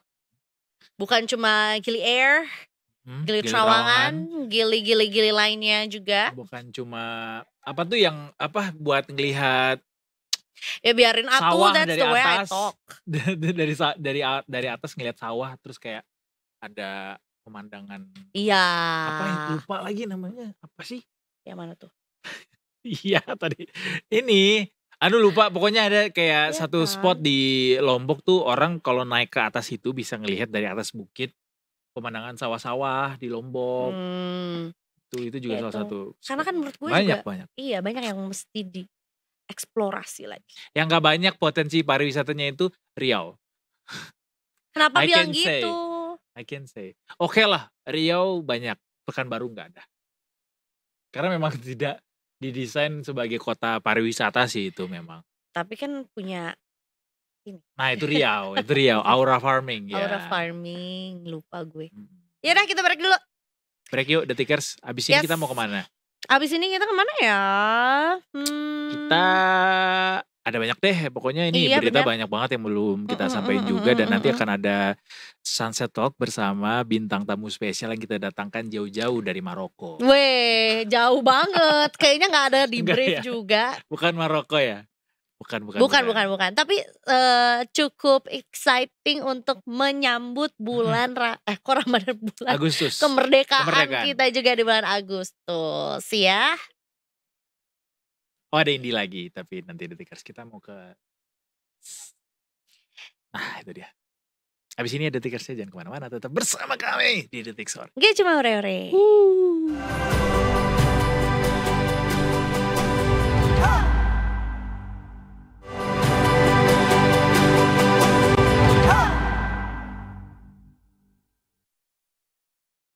Welcome back to Detik Sore. Gak cuma hore-hore. Yes, it's time to round 2. It's time to report another news. Ya. That karena kalau rame lanjut part 2 ya. As important as the previous one. Karena ini masih soal kematian misterius juga. Karena sama-sama dibungkus sama. Bukan dibungkus, disumpal sama lakban, Detikers. Dan dibungkus kardus kali ini. Ini mengalaminya adalah seorang driver ojol. Tapi sebelum kita ke sana, kita akan menyapa dulu teman-teman dari NTMC Polri untuk mencari tahu update dari traffic di Jakarta sore hari. Selamat sore, Ibu Syahra. Welcome back. Selamat sore, berjumpa kembali. Masih dari kantor Avengers-nya juga. Siap untuk melaporkan berbagai titik di Indonesia. Ibu Syahra boleh tahu nggak sekarang olahraganya apa yang lagi digandrungi? Jujur sih ini udah agak lama sekali. Nggak olahraga? Tidak berolahraga. Aduh sama lagi. Kenapa nyamain? Giliran udah lama olahraga langsung ngaku. Semacam mencari validasi gue bahwa ada yang sama nih sama gue gak olahraga. Dan gak apa-apa, tapi gak boleh ya. Harus olahraga ya. Harus olahraga. Jangan dong. Ya. Oke, baiklah kalau begitu silakan dengan laporannya sore hari ini Bunda Syahra. Oke, baik, terima kasih rekan-rekan di studio dan selamat sore Detikers, kembali lagi dengan saya Ibda Syahara dari NTMC Korlantas Polri. Pada sore hari ini akan kembali mengajak Anda untuk memantau situasi arus lintas terkini berdasarkan pantauan CCTV Korlantas Polri. Kita akan menuju ke titik yang pertama, yaitu di kawasan JPO Jamsostek, Jakarta Selatan. Untuk arus lalu lintas sore hari ini dari arah Pancoran yang akan menuju ke arah Semanggi terpantau ramai namun masih terbilang lancar. Hal yang sama pun juga terjadi untuk arus lalu lintas dari arah sebaliknya, yaitu dari arah Semanggi yang akan menuju ke arah Pancoran pada saat ini juga terpantau ramai lancar. Kami menghimbau kepada Anda para pengendara agar tetap berhati-hati dan juga tetap menjaga jarak aman kendaraan Anda dengan kendaraan lainnya. Baik, titikers kita akan menuju ke titik yang kedua, yaitu dari kawasan Simpang Nagrag Cikeas, Bogor. Arus lalu lintas sore hari ini dari arah Cilengsi yang akan menuju ke arah Cibubur terpantau ramai. Sementara untuk arus lalu lintas dari arah sebaliknya, yaitu dari arah Cibubur yang akan menuju ke arah Cilengsi pada saat ini terpantau lancar. Kami himbau kepada Anda, para pengendara, agar berhati-hati mengingat di kawasan ini adanya pertemuan arus lalu lintas dan juga harap untuk bersabar dan juga mengurangi kecepatan kendaraan Anda. Dan titikers kita akan menuju ke titik yang ketiga, yaitu dari kawasan Mega Mall Karawang, Jawa Barat. Arus lalu lintas sore hari ini dari arah Jalan Jenderal Ahmad Yani yang akan menuju ke arah Jalan Pantura terpantau lancar. Sementara untuk arus lalu lintas dari arah Jalan Pantura yang akan menuju ke arah Jalan Tuparef pada sore hari ini juga terpantau lancar. Kemudian untuk arus lalu lintas dari arah Jalan Tuparef yang akan menuju ke arah Jalan Jenderal Ahmad Yani pada sore hari ini juga terpantau lancar. Kami himbau kepada Anda, para pengendara khususnya roda 2, agar untuk selalu menggunakan helm yang berstandar SNI demi keselamatan diri Anda pribadi. Dan titikers kita akan menuju ke titik yang terakhir, yaitu dari kawasan Terminal Tirtonadi Solo, Jawa Tengah. Untuk arus lalu lintas sore hari ini dari arah Kertosuro Klaten yang akan menuju ke arah Purwodadi ataupun Grobogan dan juga Karanganyar maupun Sragen pada saat ini terpantau lancar. Meskipun demikian, kami himbau kembali kepada Anda para pengendara, khususnya roda 4, harap untuk selalu menggunakan safety belt dan tidak menggunakan ponsel saat berkendara. Dan titikers, bagi Anda yang ingin mengetahui seputar informasi arus lalu lintas terkini, Anda bisa menghubungi line call center kami di 15669 ataupun di SMS Center di 9119. Stop pelanggaran, stop kecelakaan, keselamatan untuk kemanusiaan, Indonesia tertib dan salam presisi. Demikian Ibda Syara melaporkan kembali bersama dengan rekan-rekan di studio. Silakan. Terima kasih banyak Ibda Syara atas kembali melaporkan informasi traffic hari ini ya. Nanti kita akan bertemu di traffic yang langsung dari lokasi mungkin ya. Betul ya, walaupun sebenarnya dari manapun juga tetap kita nantikan Nggak sih ya. apa-apa, iya. Laporan dari Ibda Syahra dan rekan-rekan juga. Tapi terima kasih atas laporannya Terima juga sore kasih. hari ini. Bye. Have a nice day. Happy Monday. Happy Monday. Iya, Happy Monday Happy ya. Monday, dan kita kembali ke Indonesia Detik ini, Detikers yang part menjadi part 2 kita untuk hari ini setelah tadi soal Rinjani ya dengan glamping dan juga wacana seaplane ya. Kali ini soal misteri kematian seorang driver ojol yang ditemukan tewas dengan disumpal lakban dan juga dibungkus sama kardus. Nah, itu dia. Dan tentunya ini ya salah satu bentuk meninggal yang tidak wajar ya, yang tentunya juga perlu penyelidikan lebih dalam juga mengenai apa yang sebetulnya terjadi. Jadi oleh karena itu kita akan ngobrol langsung juga bersama dengan jurnalis dari Detik Jatim, ada Mas Jemi Purwodianto. Mas Jemi, selamat sore. Ya, selamat sore Mas Edo dan Mbak Eiza.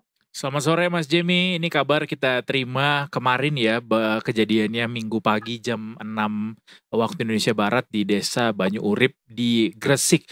Ada seorang warga yang menemukan sesuatu tidak biasa di semak-semak di tepi jalan raya Karangandong.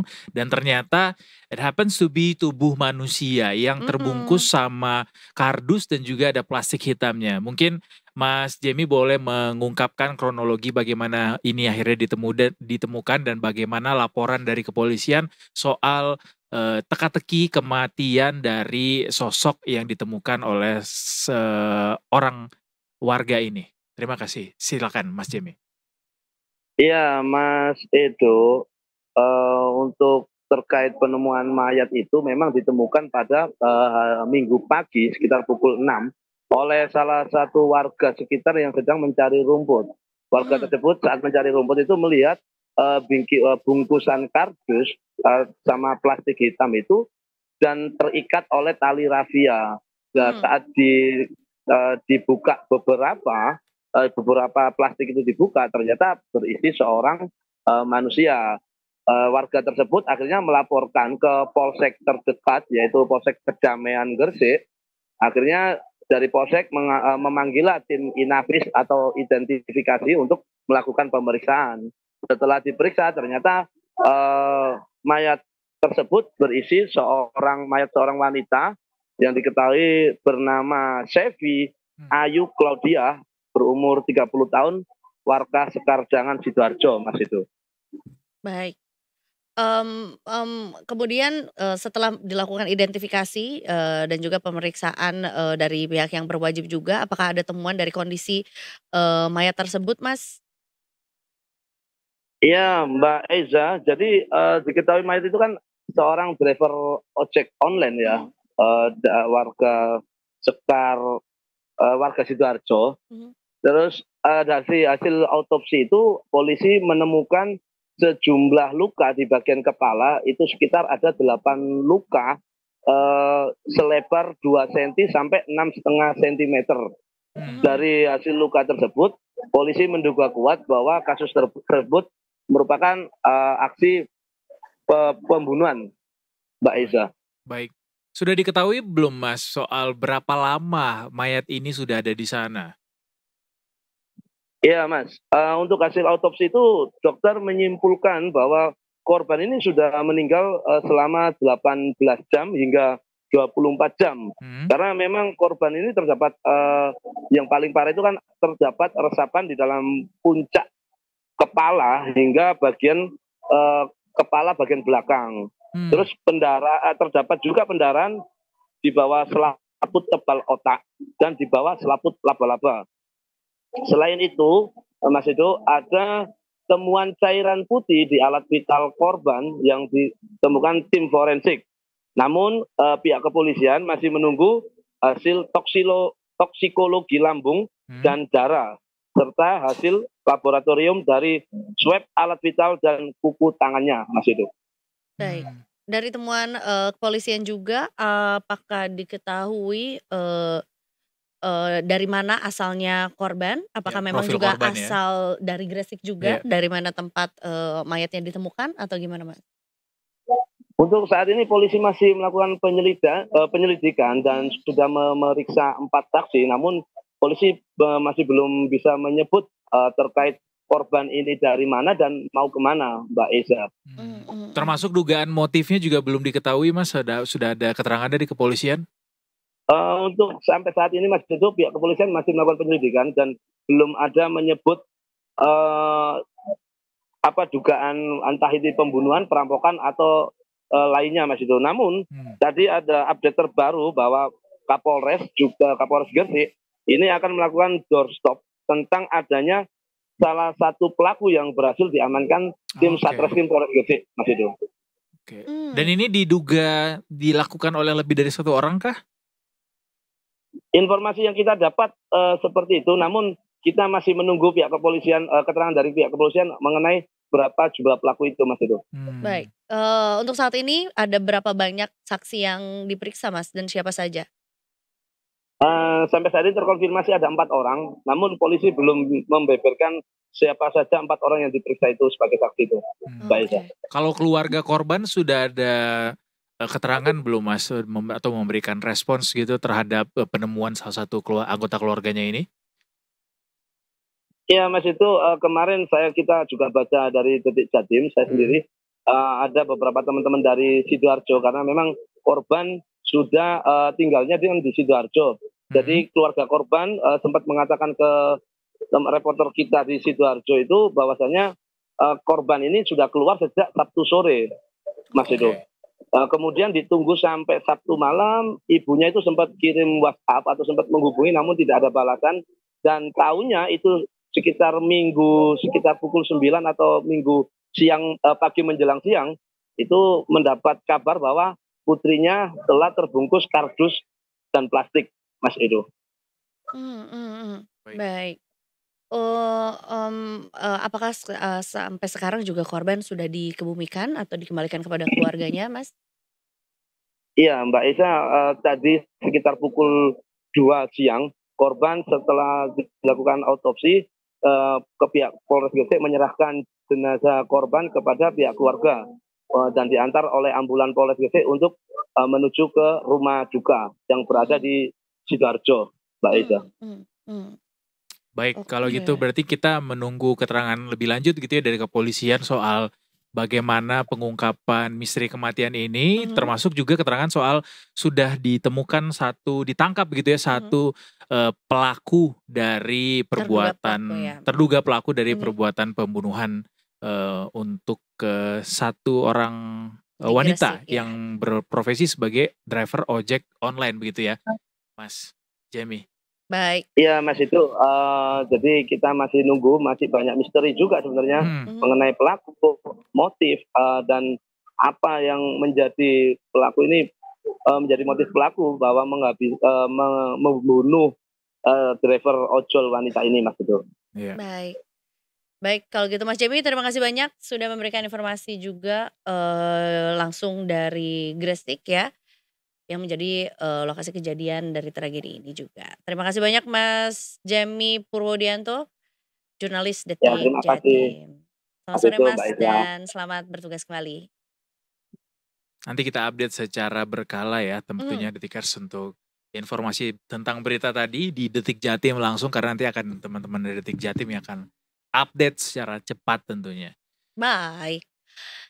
Baiklah, kalau begitu itu tadi dia Indie Part 2. Indie Part 2 hari ini dengan banyak misteri yang kita bahas ternyata ya hari ini ya. Cukup banyak loh. Juga tragedi yang cukup penting lah kita bahas. Dan gak cuma misteri soal pembunuhan, misteri soal jadi apa enggak nih glamping sama seaplane gitu, itu juga termasuk misteri kan. Benar. Sampai hari ini masih misteri.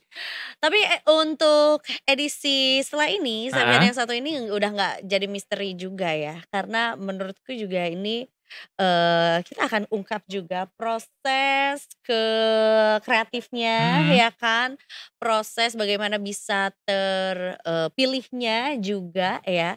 Salah satu desain ya dari satu production house, dari seorang desainer muda juga yang akan mewarnai bulan Agustus kita mendatang ya. Jadi official desainnya gitu. Kita datengin langsung Detikers ke studio, nanti kita akan ngobrol bareng sama beliau ya. Tapi apakah kita masih punya waktu untuk mengabarkan berita lainnya? Sepertinya ada beberapa berita menarik lainnya yang bisa kita share sore ini Detikers. Boleh. Termasuk nih soal ada wanita yang mengoleksi 150 boneka dengan nilai 80 juta rupiah. Yaitu boneka-boneka Labubu. Masih happening gak sih Labubu kalau boleh nanya? Tapi gitu. 80 juta untuk 150 boneka itu cukup murah gak sih? Keren. Enggak, maksudnya kolektor. Pertanyaan gue, how many vinyls and how much do you spend on your vinyl collection? Supaya tidak ada regrets gitu ya yang gak tercipta. Gak ada dusta di antara kita. Jadi gue berusaha untuk tidak ngelis itu, walaupun sempat ada kepikiran buat, karena ada yang nge-share di sosial media udah berapa banyak pengeluaran gue untuk vinyl gitu. Dia dibikin di Excel gitu. Terus gue kayak harusnya gue lebih dari ini sih gitu. Tapi enggak deh. Berapa keping berarti? Berapa keping? More than 40, almost 50 in a year. Berarti in a year? In a year. Kita konversiin aja sama harga Labubu. Tapi Labubu itu kan lebih mahal bukan? Kayak 150 boneka, 80 juta. It's supposed to be more than 100 million. Coba ya. Karena start from-nya setauku 600 ribuan gak sih? Oh ada 600 mulai dari kali ya. Tergantung ukuran kali ya. Tergantung edisi. Ukuran juga. Oh iya benar. Iya, kalau yang cuma gantungan kunci sama kayaknya masih bisa lah. 500 ribu dapet tuh. Oh iya benar. Kalau 150 juta dibagi 80 tuh artinya juga satu per piece-nya itu rata-rata 1,8an. 1,8 juta. Pasti ada yang lebih murah dan juga yang versi yang mahal bangetnya juga gitu. Apakah punya ya. boneka Labubu satu aja? Punya gak? Enggak lagi. Are you kind of yang tapi ngoleksi ada boneka? Enggak ngoleksi. Tapi aku suka boneka. Suka boneka. Aku suka. Tapi sebenarnya apa tuh namanya si kolektor ini yang si wanita pengkoleksi Labubu ini tuh namanya adalah Danny Barron. Danny Barron juga. Nah, perawat ternyata dari Pennsylvania. Dia juga baru memulai nih hobi mengoleksi Labubunya juga. Wah, jadi Labubu pertamanya itu adalah Green Grape di bulan November 2024. So, Green Grape? Oke. Green Grape Labubu. Itu, jadi kalau belum nyampe setahun, ini kan belum November 2025 ya Kak. Iya. Ya bener, dia berarti mengkoleksi 150 boneka dalam kurun waktu kurang dari 1 Kurang dari tahun. setahun 80 juta. Ya gue gak sebanyak itu sih. Ya kan, iya gak marah sih. Marah gak sih, usah. gue yang akan marah ke diri gue sendiri kalau sampai ngabisin sebanyak itu juga dalam 1 tahun. Betul, dia sekarang sudah mengoleksi banyak ya gitu, dari mulai versi yang common sampai yang paling langka gitu. Pasti udah banyak. Yang edisi bener, Cardcaptor Sakura udah koleksi belum dia? Emang ada lah buku Cardcaptor Sakura? Ada. Edisi One Piece yang Iya, ada ininya. tapi itu official ya? Official pop art ya? Yang One Piece bagus banget lagi. Tapi ini ya action figure, bukan kayak ganci. Bukan boneka. Bukan ganci. Bukan. Kenapa Gandaria City disebutnya gancit bukan ganci? Oh iya.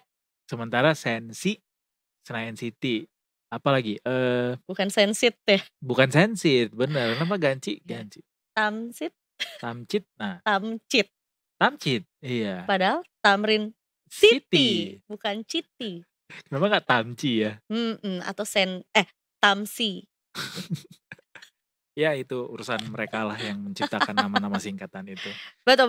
Yang pasti nanti tanggal 2 Agustus bakal ada gerhana matahari. Ini berarti momen kalau misalnya kita ada di Finlandia atau di Arktik, itu pertemuan antara aurora hijau dan merah. Wow, menyatukan kekuatan.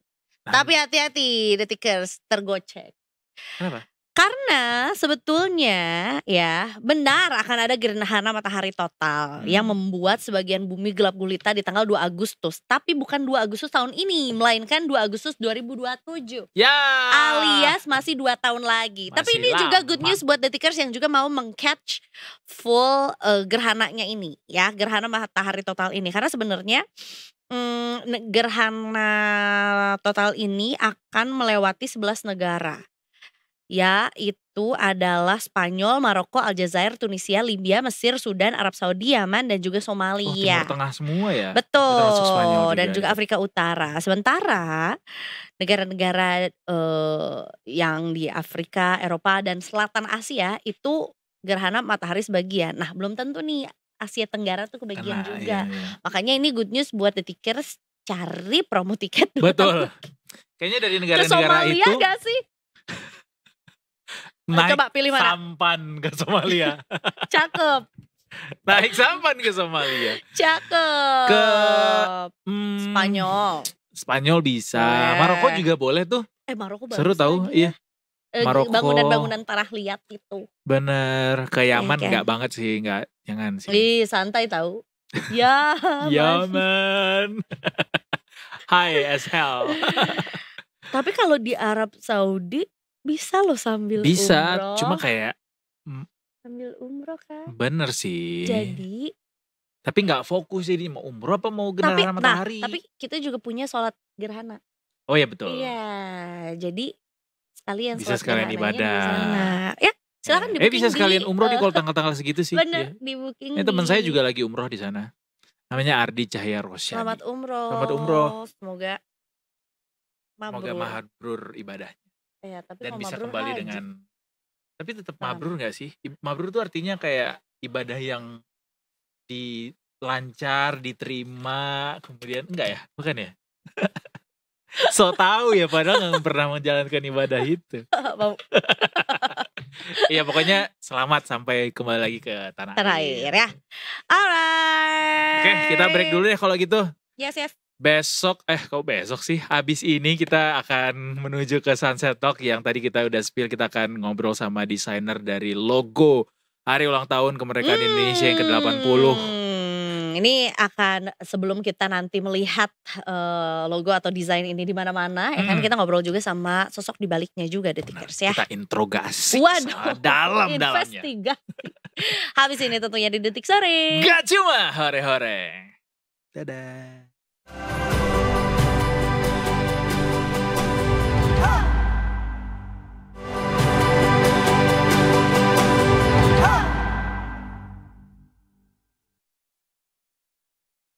Dirgahayu Dirgahayu Republik Indonesia.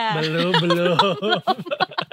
Belum, sabar. Ya, Ya. latihan gladi Latihan resik, dulu ya. gladi resik. Merdeka. Kalau merdeka kan udah. Tapi Iya, apa hubungannya? artinya ini benderanya udah kemakan zaman. Enggak dong, enggak luntur ya. Jadi warna oranye. Semangat kemerdekaan kayaknya enggak luput dari apa tuh namanya? Semangat-semangat atau slogan-slogan lah Yeah. gitu ya, dan juga desain-desain di setiap tahunnya. Karena biasanya tiap tahun tuh ada yang dinantikan juga gitu ya. Benar. Selain juga lomba 17-an. Iya, hadiahnya ya kalau itu ya. Selain juga upacara 17-an dan melihat jajaran apa tuh namanya? Hadiah. Bukan perlombaan. jajaran pemerintahan yang pakai baju adat. Jadi kita suka tebak-tebak buah manggis benar. nih. Termasuk yang akan dikenakan oleh presiden ketika Iya, upacara. Pak Menteri ini pakai baju apa ya? Ada tambahan Presiden. lagi, satu lagi. Apa tuh? Termasuk yang kostum apa yang akan dikenakan host Detik Sore atau Detik Pagi ketika upacara 17 nanti. Request yang seru ya, baju daerah ya. Tapi kali ini kita bahas yang lagi happening Detikers, yaitu soal logo yang sudah lama dinantikan sampai lahir berbagai macam spekulasi. Iya. Kenapa ini lama sekali, dan akhirnya kita dapat minggu lalu, dan kali ini kita akan boyong langsung desainernya yang sudah berhasil memenangkan logo ini, membuat logo HUT Indonesia ke-80 yang sering sekali disapa masyarakat Indonesia. Mas Bram. Ternyata ini sosoknya ya. Ternyata ini sosoknya. Kita langsung saja berjumpa dengan desainer dari logo HUT RI ke-80, ada Mas Bram Patria Yosugi. Yeay. Selamat sore. Halo, selamat sore. Welcome to Detik Sore, Mas Bram. Terima kasih. Jauh-jauh dari Bandung. Enggak sih, Kalau enggak jauh-jauh. kalau dari Bandung berarti manggilnya enggak Bram atau Enggak Mas enggak Kang. Mas Bram, Kang. Kang Bram. Kang Bram ya. Dari Bandung juga. Gimana Mas rasanya? Aduh, terpilih menjadi apa Pemenang tuh logo. desainer ya logo HUT ke-80. Ya bersyukur sih ya, Mm-mm. yang pasti. Bersyukur, kaget, ya ada bahagia juga pasti. Gimana kagetnya Mas waktu itu? Lumayan surprise sih, soalnya cukup beda kan dengan yang tahun-tahun sebelumnya. Ketika submit juga mulai ngerasa kayak bakal ini gak ya gitu. Cuma aku bikin sesuatu yang menurut aku kayak kayaknya bisa jadi sesuatu yang baru nih, yang segar gitu. Tapi ternyata puji Tuhan keterima juga. Tapi kalau boleh share Mas Bram soal pertama kali mendengarkan bahwa logo Mas Bram yang dipilih itu, tentunya bukan pas logo ini diumumkan ke publik dong, sebelum itu ya. Sebelumnya. Itu by phone kah, email, atau gimana prosesnya dan sampai Mas Bram mendengarkan itu? Lewat Zoom Zoom ada pengumuman. oleh ada. AGGI. Ya. Oke, asosiasi ya. Desain Grafis Indonesia ya. Waktu itu kebetulan dibecandain dulu. Gimana Dibilangnya kayak, gimana? Mas Bram, ini nih ada yang perlu dibicarain katanya. Kayak ada Ah. sesuatu yang penting nih yang masalah, nanti kita Zoom ya. Udah Terus- feeling tapi? Enggak. Oke, terus. Feelingnya nggak enak bahkan. Feelingnya nggak enak. Ada Iya. sih feeling tapi nggak enak. Ah. Jadi waktu diajak Zoom, terus tiba-tiba ini kita dapat surat dari pemerintah, terus dikasih lihat suratnya ternyata keterima. Oh. Sempat bikin video gak yang kayak di TikTok gitu kayak lagi nungguin. Ternyata Tapi- akhirnya ini terpilih ya. Ini nih sebenarnya ya, nih buat detikers yang juga belum lihat atau ya belum menelisik gitu ya, seperti apa sih sebetulnya logo HUT RI ke-80. Ini ada sekalian sama motionnya juga ya. Heeh. Seru. Jujur ketika gue pertama kali ngeliat ini, yang terbayang di kepala gue pertama adalah sirkuit. Iya. Sirkuit, apakah itu sirkuit Mandalika? Pokoknya sirkuit aja. Karena bentuknya ada ya. kayak lintasan kan lintasan jadinya. mungkin ya. Tadinya ngebayanginnya adalah kayak 8 aja, and then dia infinity gitu ke satu sama lain. Ternyata ini ya ini infinity tapi ada garis luarnya gitu. Tapi coba ke Mas Bram soal bagaimana proses kreatifnya melahirkan setiap goresan yang ada di logo itu. Gimana Mas? Oke. Awalnya sih mungkin kita ngelihat ini kali ya, tiap tahun kan selalu ada gitu perayaan 17-an ini yang ada logonya juga, dan kita ngelihat mungkin banner-banner tuh banyak banget tuh di jalan-jalan, billboard, banner segala macam, semua tuh rapih kelihatannya. Tapi di sisi lain ada juga kayak kita ngelihat ekspresi masyarakat kayak bikin mural lah, bikin gapura dengan logonya yang dilukis sendiri gitu. Nah, menurut aku itu tuh menarik banget, dan mungkin bisa ngasih perspektif juga bahwa in a way menggambarkan kadang-kadang nih tagline yang kita dicanangkan ini, bersatu berdaulat, rakyat sejahtera, Indonesia maju, dari pemerintah mencanangkan seperti itu kan. Oke. Tapi Berarti mungkin udah dikasih tahu duluan ini tagline untuk tahun ini ya. ya betul. Jadi itu jadi guideline juga. Oke. Jadi guide juga. Dari situ kita ngelihat kayak tema ini tuh kalau diinterpretasikan oleh masyarakat gimana ya gitu. Kayak nyampe nggak sih pesan ini dari pemerintah gitu. Nah jadi sebenarnya kalau yang konsep utama dari yang tahun ini tuh kita pengen bikin simbol yang sesimpel mungkin, karena kita pengen simbol ini bisa diaplikasikan oleh rakyat di seluruh Indonesia gitu. Jadi nggak cuma dicetak-cetak doang, tapi ketika mereka bikin di Gapura ya bisa gitu tergambarkan logonya. Baik. Tapi si logo ini tetap harus bisa memuat 3 tema pemerintah tadi gitu. Oke. Gimana bersatu berdaulat, rakyat sejahtera, Indonesia maju. Jadi memang ada Gitu. unsur-unsur yang dimasukin tuh ya ke desainnya gitu ya, menggambarkan itu gitu. Ada TNC-nya nggak sih atau apa sih sebenarnya bentuk briefnya tuh kan biasanya kalau kita disuruh apa ya ada brief tuh ada Nggak boleh ini, iya, harus nggak ada boleh ini harus misalnya. ada apa bentuk briefnya kayak apa sih Mas? Terus ada Enggak sih. bintang-bintang di sekelilingnya. Gak ada pesan-pesan sponsor. Enggak ya? Jadi brief yang kita dapat sebenarnya tagline itu aja. Mhm. Bersatu berdaulat, rakyat sejahtera, Indonesia maju. Kita coba dapat itu tuh. Sama termasuk ini kan kita beralih dari 70-an ke 80 gitu. Oke, 8 tuh orang pasti akan ngebayangin infinity nih mestinya nih. Apakah langsung ke situ juga waktu itu atau ada brief soal nih 8-nya harus kayak gini ya gitu atau gimana Mas? Nggak ada sih brief harus kayak gimana ya. Mungkin pertama kali kepikiran pasti harus infinity gitu. Tapi mungkin aku sendiri orang yang suka apa ya, agak iseng juga kali ya. Maksudnya nggak pengen jalur yang situ-situ lagi gitu. Nggak pengen jalur yang aman lagi. Makanya dari awal sebenarnya udah cukup kayak oke, gimana ya bikin konsep sesuatu yang baru tapi berangkatnya bukan dari infinity. Tapi kalau misalkan nantinya diinterpretasikan sebagai infinity atau segala macam, itu udah interpretasi masyarakat juga kan kayak gitu. Lantas inspirasinya apa? Angka 8 di logo itu. 8 ini inspirasi utamanya adalah bentuk paling simpel, yaitu lingkaran gitu. Oke, lingkaran. Jadi dulu. dari lingkaran dulu gimana kita bisa bikin angka 80 ini dengan segala maknanya, tapi dari lingkaran aja gitu. Berapa kali revisi draft nih Mas? Bikinnya. Ya kalau Masih ingat sketsa sih puluhan ratusan ada. Puluhan Cuma sampai ratusan kali 100 kali ya? revisi. Tapi enggak revisi. Apa ganti draftnya. ganti Sketsa draftnya, aja. ganti sketsanya. Sketsa aja. Tapi Oke. kalau revisi dalam konteks kita kan Kita Oke, ya bentar. ini ya. jadi ini prosesnya selama 3 minggu tuh kita tektokan dengan asosiasi juga kan, Iya. dengan ADGI, Asosiasi Desain Grafis Indonesia.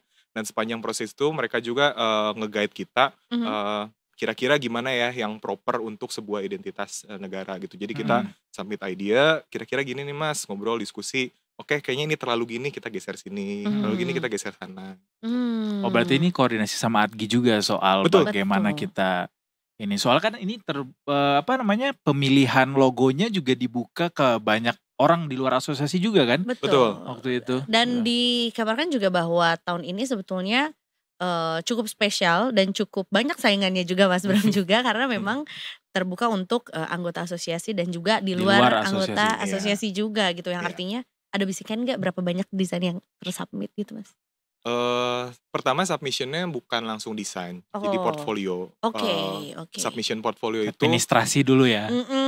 mungkin lebih ke dilihat juga secara capability sebelumnya tuh seperti apa. Jadi itu tuh ada 240 orang kira-kira. Dari situ dipilih 5 dan 5 inilah yang mengajukan alternatif desain gitu. Oke. Oh dari 240-an itu langsung ke 5 yang dipilih untuk membuat logo yang kemungkinan akan dipilih nanti. Betul. Dan memang semua keputusannya itu adalah hak prerogatif ya Prerogatif dari presiden karena Benar. dipilih langsung kan sama Pak Prabowo juga gitu ya. Berapa lama Mas proses pembuatan desainnya? Sampai submission itu sekitar 3 minggu. 3 minggu. Dibanding sama logo-logo lain itu hitungannya lama nggak atau gimana? Sebenarnya yang durasi submission logonya sih normal, pada 3 minggu itu hal yang normal. Tapi yang agak harus cepat itu proses setelah pembuatan logo, karena nggak berhenti di sana doang. Setelah pembuatan logo ada pembuatan pedoman.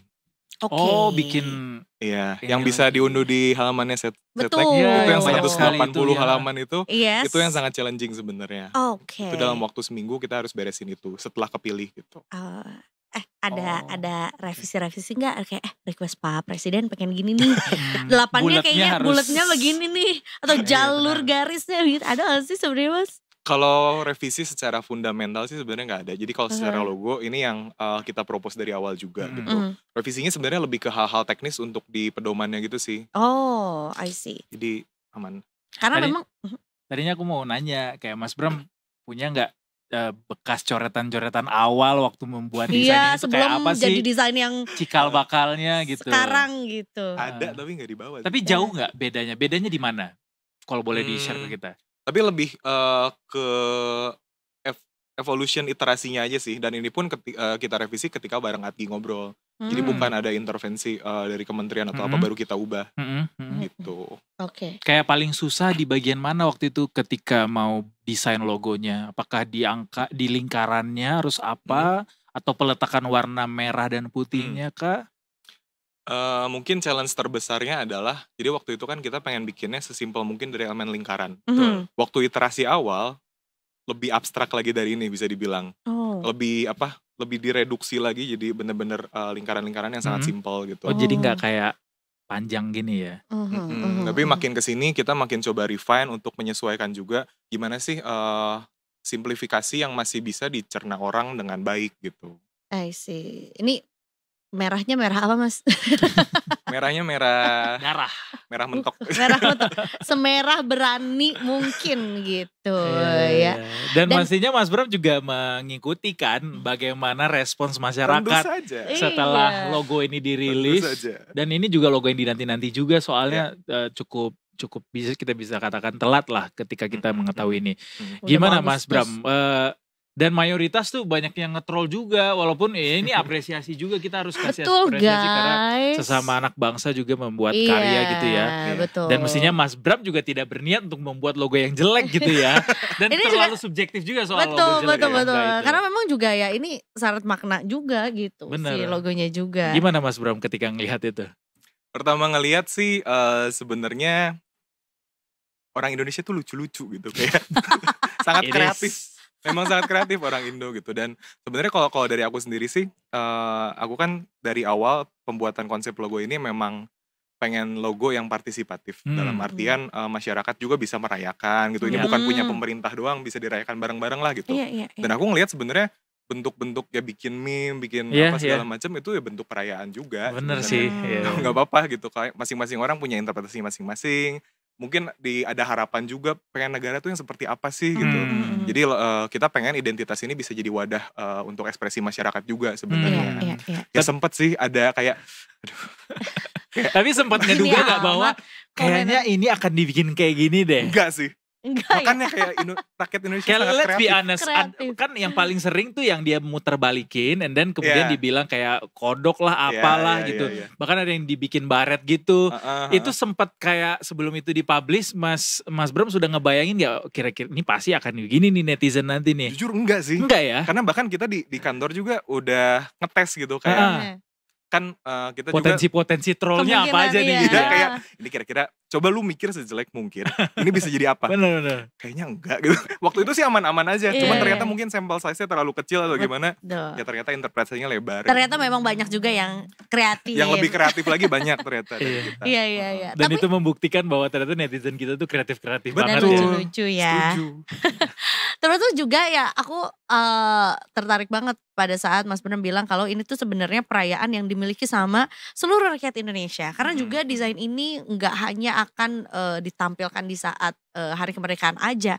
It could be the whole year. It could be everywhere on everything bahkan gitu ya. Selama negara ini masih ada ini akan jadi perayaan sebelum tahun depan gitu. Tahun depannya lagi gitu ya. Dan artinya desain ini juga bebas digunakan sama rakyat Indonesia, masyarakat Indonesia juga untuk kepentingan apapun ya. Betul.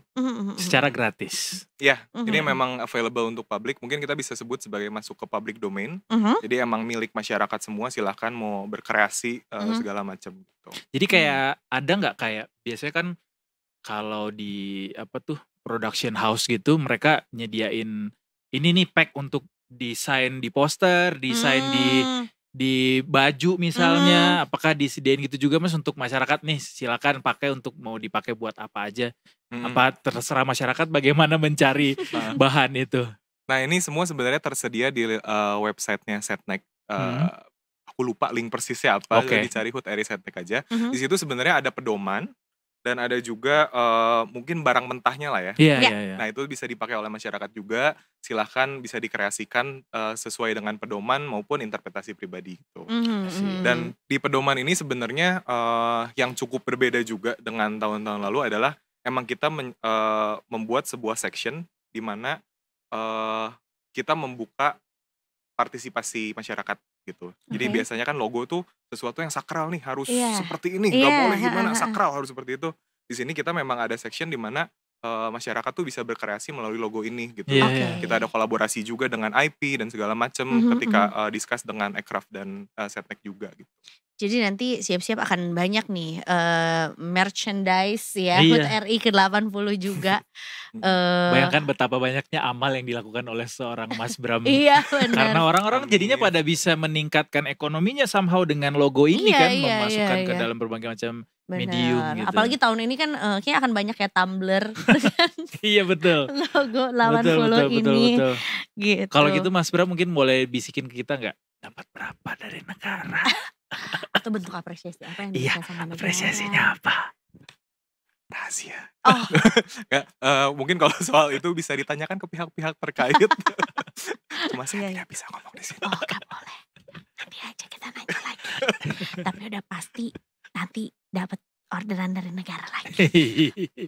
Tapi sebenarnya ya, mudah-mudahan. Tapi dalam bayangan gue adalah sebenarnya apresiasi terbesar dari Mas Bram adalah ini bisa dipakai sama seluruh warga Indonesia ya. Setuju. Kayak bayang gak sih lu mau kantor gitu bikin acara 17-an logo terus lu dipakai banyak kaosnya orang, kaos 17-annya ada logo yang dibikin sama Mas Bram juga. Di coffee shop lagi revisian dari klien orang pakai tumbler ada logo. Punya gue tuh gitu ya. Kamu tahu siapa saya loh. Oke. Mas Bram, ini kan juga masih banyak tentunya desainer grafis muda lainnya di Indonesia yang mungkin juga mau ngikutin jejaknya Mas Bram gitu, bisa dapat kepercayaan buat mendesain logo untuk hal sekrusial ini. Apa yang mungkin bisa jadi tips dari Mas Bram buat mereka yang muda-muda ini? Bersiap-siaplah. Apa yang akan terjadi?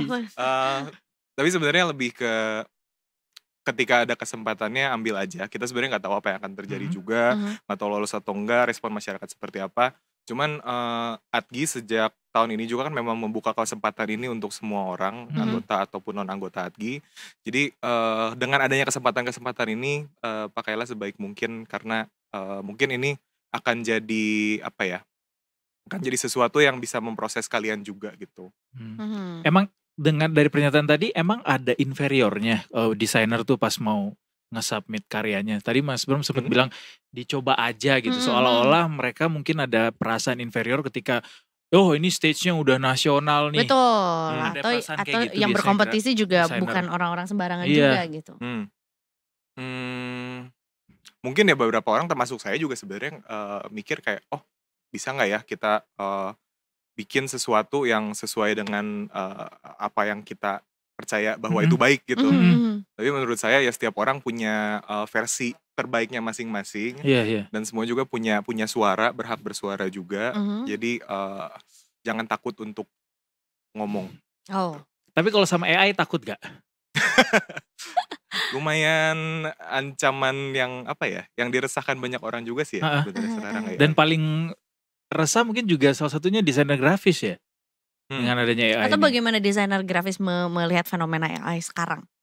AI sih sebenarnya kita ngelihat walaupun tools secara practicality, gampang nih bikin ini bikin itu, tapi sebenarnya sentuhan manusia, gimana kita mengkurasi, gimana kita menciptakan dengan tangan sendiri, dengan pikiran sendiri, itu tuh sebenarnya akan sulit digantikan gitu. Betul. Tapi ya nggak memungkiri juga bahwa barrier-nya pasti naik terus nih. Untuk entry level tuh akan sangat susah untuk masuk ke industri ketika segala yang ada di entry levelnya udah digantikan dengan AI. Betul. Itu.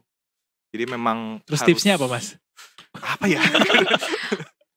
biar nggak biar masih bisa tetap eksis gitu meskipun mungkin, AI semakin berkembang maju dan mengerikan. Atau mungkin biar desainnya juga bisa dilirik nih gitu. Nggak cuma sama pemerintah tapi mungkin juga sama dunia gitu.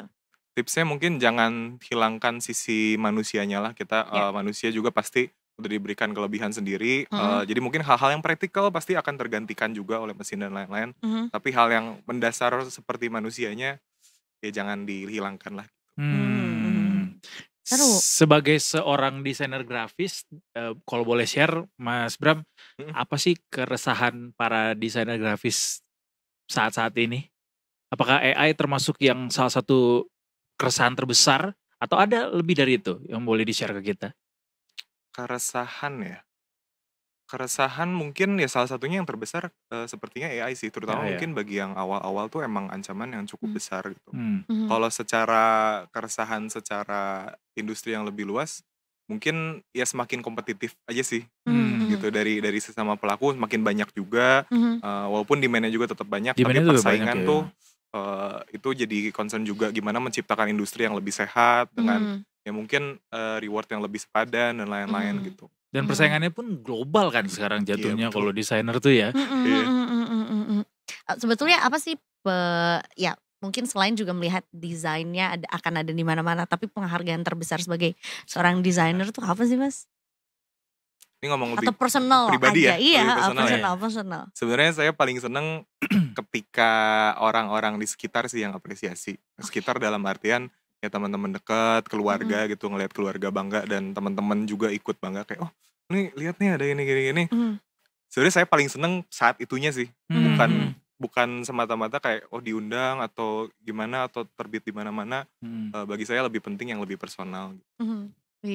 Katanya rencananya di depan gapuranya rumahnya Mas Bram tuh logonya tuh sampai ngalangin jalan, jadi mobil nggak boleh masuk. 80 terus ada mukanya Mas Bram dicetak di setiap sudut 80-nya tuh. Jadi patternnya juga, ini desain saya. Iya. Jadi itu tadi soal menyikapi kritik, meme, logo itu disikapi dengan santuy aja berarti Mas ya. Iya nggak apa-apa sih. Sempat ngaruh ke mental nggak? Ada sih ya namanya manusia ya kayak oh iya Mas. Kalau tapi lebih ke ini sih banyak lihat kayak responnya seperti ini ya. Tapi setelah dipikirin lagi, saya balik lagi ke konsep awal saya gitu kayak emang saya pengen bikin sesuatu yang partisipatif gitu. Gimana orang-orang bisa menyuarakan pendapatnya. Jadi itu semua ya sah-sah aja dan silahkan gitu. Kan kita pun encourage untuk orang-orang ya mungkin lebih menyikapi dengan versi mereka sendiri gitu. Gimana sih yang ideal tuh gitu. Indonesia yang ideal. Betul. Bisa disuarakan lewat sini. Betul. Kita mau sekalian mau ngedukasi netizen kita juga soalnya bagaimana menyampaikan kritik tuh gimana yang bisa diterima juga sama kreatornya gitu biar nggak sampai terjadi harassment gitu termasuknya ya. Dan bahkan sebenarnya juga ya desain tuh adalah satu produk sebuah buah hasil pikir gitu yang memang juga nggak sekompleks itu guys. Mungkin kita melihatnya tuh kayak ini gue juga bisa bikin. Nah sama kayak kita kalau ke restoran nanti juga bisa bikin di rumah, nanti juga bisa masak di rumah. Nah, selalu bener. Kita tuh ngelihatnya kayak ya sederhana aja ya karena memang kita tinggal ngelihat doang kan. Padahal sebenarnya juga ada ratusan, ada puluhan ya desain-desain yang atau sketsa sebelumnya juga gitu yang nggak dilihat sama orang gitu ya Mas.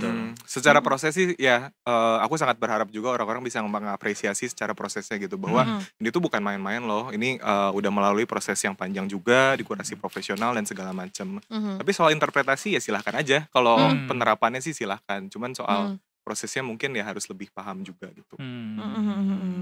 Nyari inspirasinya waktu itu sempat sampai harus Semedi. pergi ke Gunung Lawu. Pergi berenang di Arktik mungkin ya kan biar dapetin inspirasi atau ada pengalaman apa waktu itu yang sempat dirasakan untuk dapetin inspirasinya? Untuk dapet inspirasi banyak metode yang dicoba sih sebenarnya waktu itu kayak sempet juga kita di kantor sketsa bareng-bareng yuk cobain pengen tahu aja kayak kira-kira ada ide-ide apa yang bisa kita kembangin bareng-bareng. Lalu waktu itu sempet nyetak juga bulet banyak gitu kira-kira kan aku konsepnya pengen bikin apa nih dari lingkaran. Jadi bikin buletan pakai akrilik beberapa biji coba susun gimana sih eksplorasinya gitu. Oke. Walaupun hasil akhirnya nggak kesana juga. Iya, Cuma ini tapi bentuk eksplorasi Iya. gitu.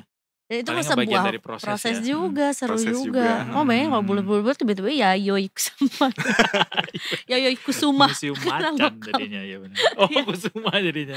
Yayoi kan bulat-bulat gitu. Berarti Tapi ini ya it's apa namanya? fresh, you know, Iya. Mhm. Dan berarti itu juga desain ini juga hasil kerja kolektif juga bisa dibilang ya Mas. Ya, jadi mungkin kalau secara pengideasi atau lead project ya di aku, tapi di balik ini terutama ketika pengerjaan guideline tuh yang 180 halaman tadi, itu melibatkan 14 orang di kantor kita juga gitu.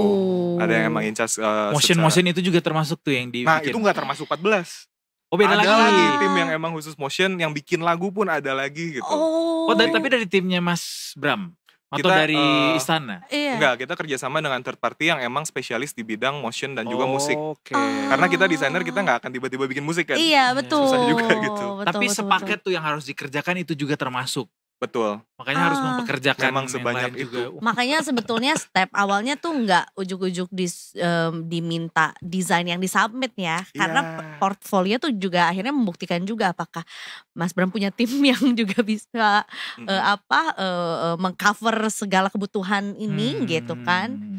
Termasuk juga dalam kurun waktu yang juga bisa dibilang cukup singkat juga ya. Ya gak sih Mas? Tapi mungkin Gitu. terakhir sebelum kita closing, Mas Bram belum kasih interpretasi dari beliau sendiri soal apa sebenarnya makna di balik logo yang didesain sedemikian rupa sampai akhirnya sudah dipilih sama Bapak Presiden dari Mas Bram sendiri secara personal.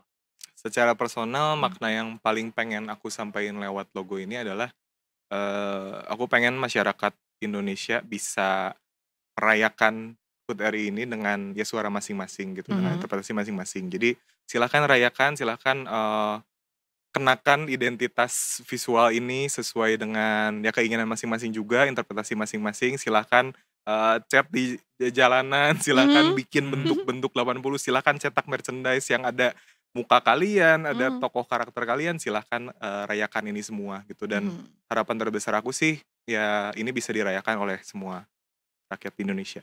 Semua kalangan, semua masyarakat Indonesia ya. Amin. Alright. Semangat kemerdekaan. Bersatu berdaulat, rakyat sejahtera, Indonesia maju. Iya, itu salah satu yang dikritik juga sama netizen sih soal kayak temanya panjang banget tahun ini. Tapi masalahnya itu gak dari Mas Bram juga ya, dari Bukan. pemerintah ya. Itu brief yang kita Bukan. dapat. Itu briefing ya. didapatkan. Bukan. Kalau mau disingkat juga agak panjang juga sih. Iya benar, nggak kayak satu kakak 7 ponakan. Bener, Sakatupo. Nah itu dia. Ini jadi apa ya? Nah itu jadi apa nanti? Itu nambah lagi job desk. Nggak usah disingkat-singkat Tapi ya. ya terima kasih Mas Bram sudah mau membuat logo ini dengan Terima jerih kasih payahnya. banyak. Terima kasih juga ya. sudah Kita mengundang. rayakan bersama ulang tahun Indonesia dengan harapan-harapan yang disampaikan Mas Bram tadi ya. Betul. Semua dirayakan. Semua dirayakan, semua bisa dirayakan. Semua dirayakan juga, ya. bersama-sama. Biar kita makin makin erat lagi gitu. Iya dong. Negara kita juga ya. Makin seru. Semangat yang tak berkesudahan. Infinity The soalnya. Infinity ya. Thank you so much once again Mas Thank Bram you ya, juga. dan sukses terus. Kita nantikan merch yang ada ya untuk HUT RI ini. Aku mau bikin custom sendiri. Boleh. Mau bikin emblemnya taruh di tas. Keren. Baju Labubu. Labubu spesial 80. Kira-kira merchandise tahun. paling epic apa ya? Dengan ada logo lawan 10. HUT RI lawan 10. Apa ya? Selain baju Labubu mau ikut upacara bendera. Tato. Oh tato. iya. Kalau Mas ada Bram yang- mau ada rencana mau Enggak. nato di badan? Enggak ya? Gak usah ya. Gak usah. Ya, Terima kasih sekali lagi Mas Bram dan The Tickers juga terima kasih banyak. Iya. Kita akhirnya so- sudah di penghujung acara. That's all for Detik Sore hari ini ya. Mudah-mudahan juga cukup insightful. Ya walaupun kita banyak kisah misteri juga sih sebetulnya hari ini ya. Banyak berita misteri yang disampaikan juga sama Detikers juga. But kita akan kembali lagi besok di jam yang sama juga. Pokoknya Senin sampai Jumat jam 3 sore sampai jam 5:30. Betul Ya. sekali. Dan Mas Bram kita punya tagline. Mm-mm. Kalau misalnya kita bilang Detik Sore, Mas Bram boleh jawab dengan sangat lantang, dengan semangat Indonesia 80 tahun. Gak cuma hore-hore. Itu Oke. dia. Gak cuma hore-hore Mas ya. Oke. Udah apalin dari rumah nih kayaknya ya. Alright dan Oke, waktunya Eiza Mangfira pamit. Eduardo Simaragir pamit dan seluruh kru yang bertugas hari ini juga pamit. Kita ketemu lagi besok tentunya cuma di Detik Sore. Gak cuma hore-hore. There you go. Sangat singkat. Keren. See you tomorrow. Jadi itu dia semangat ya. Kecemur.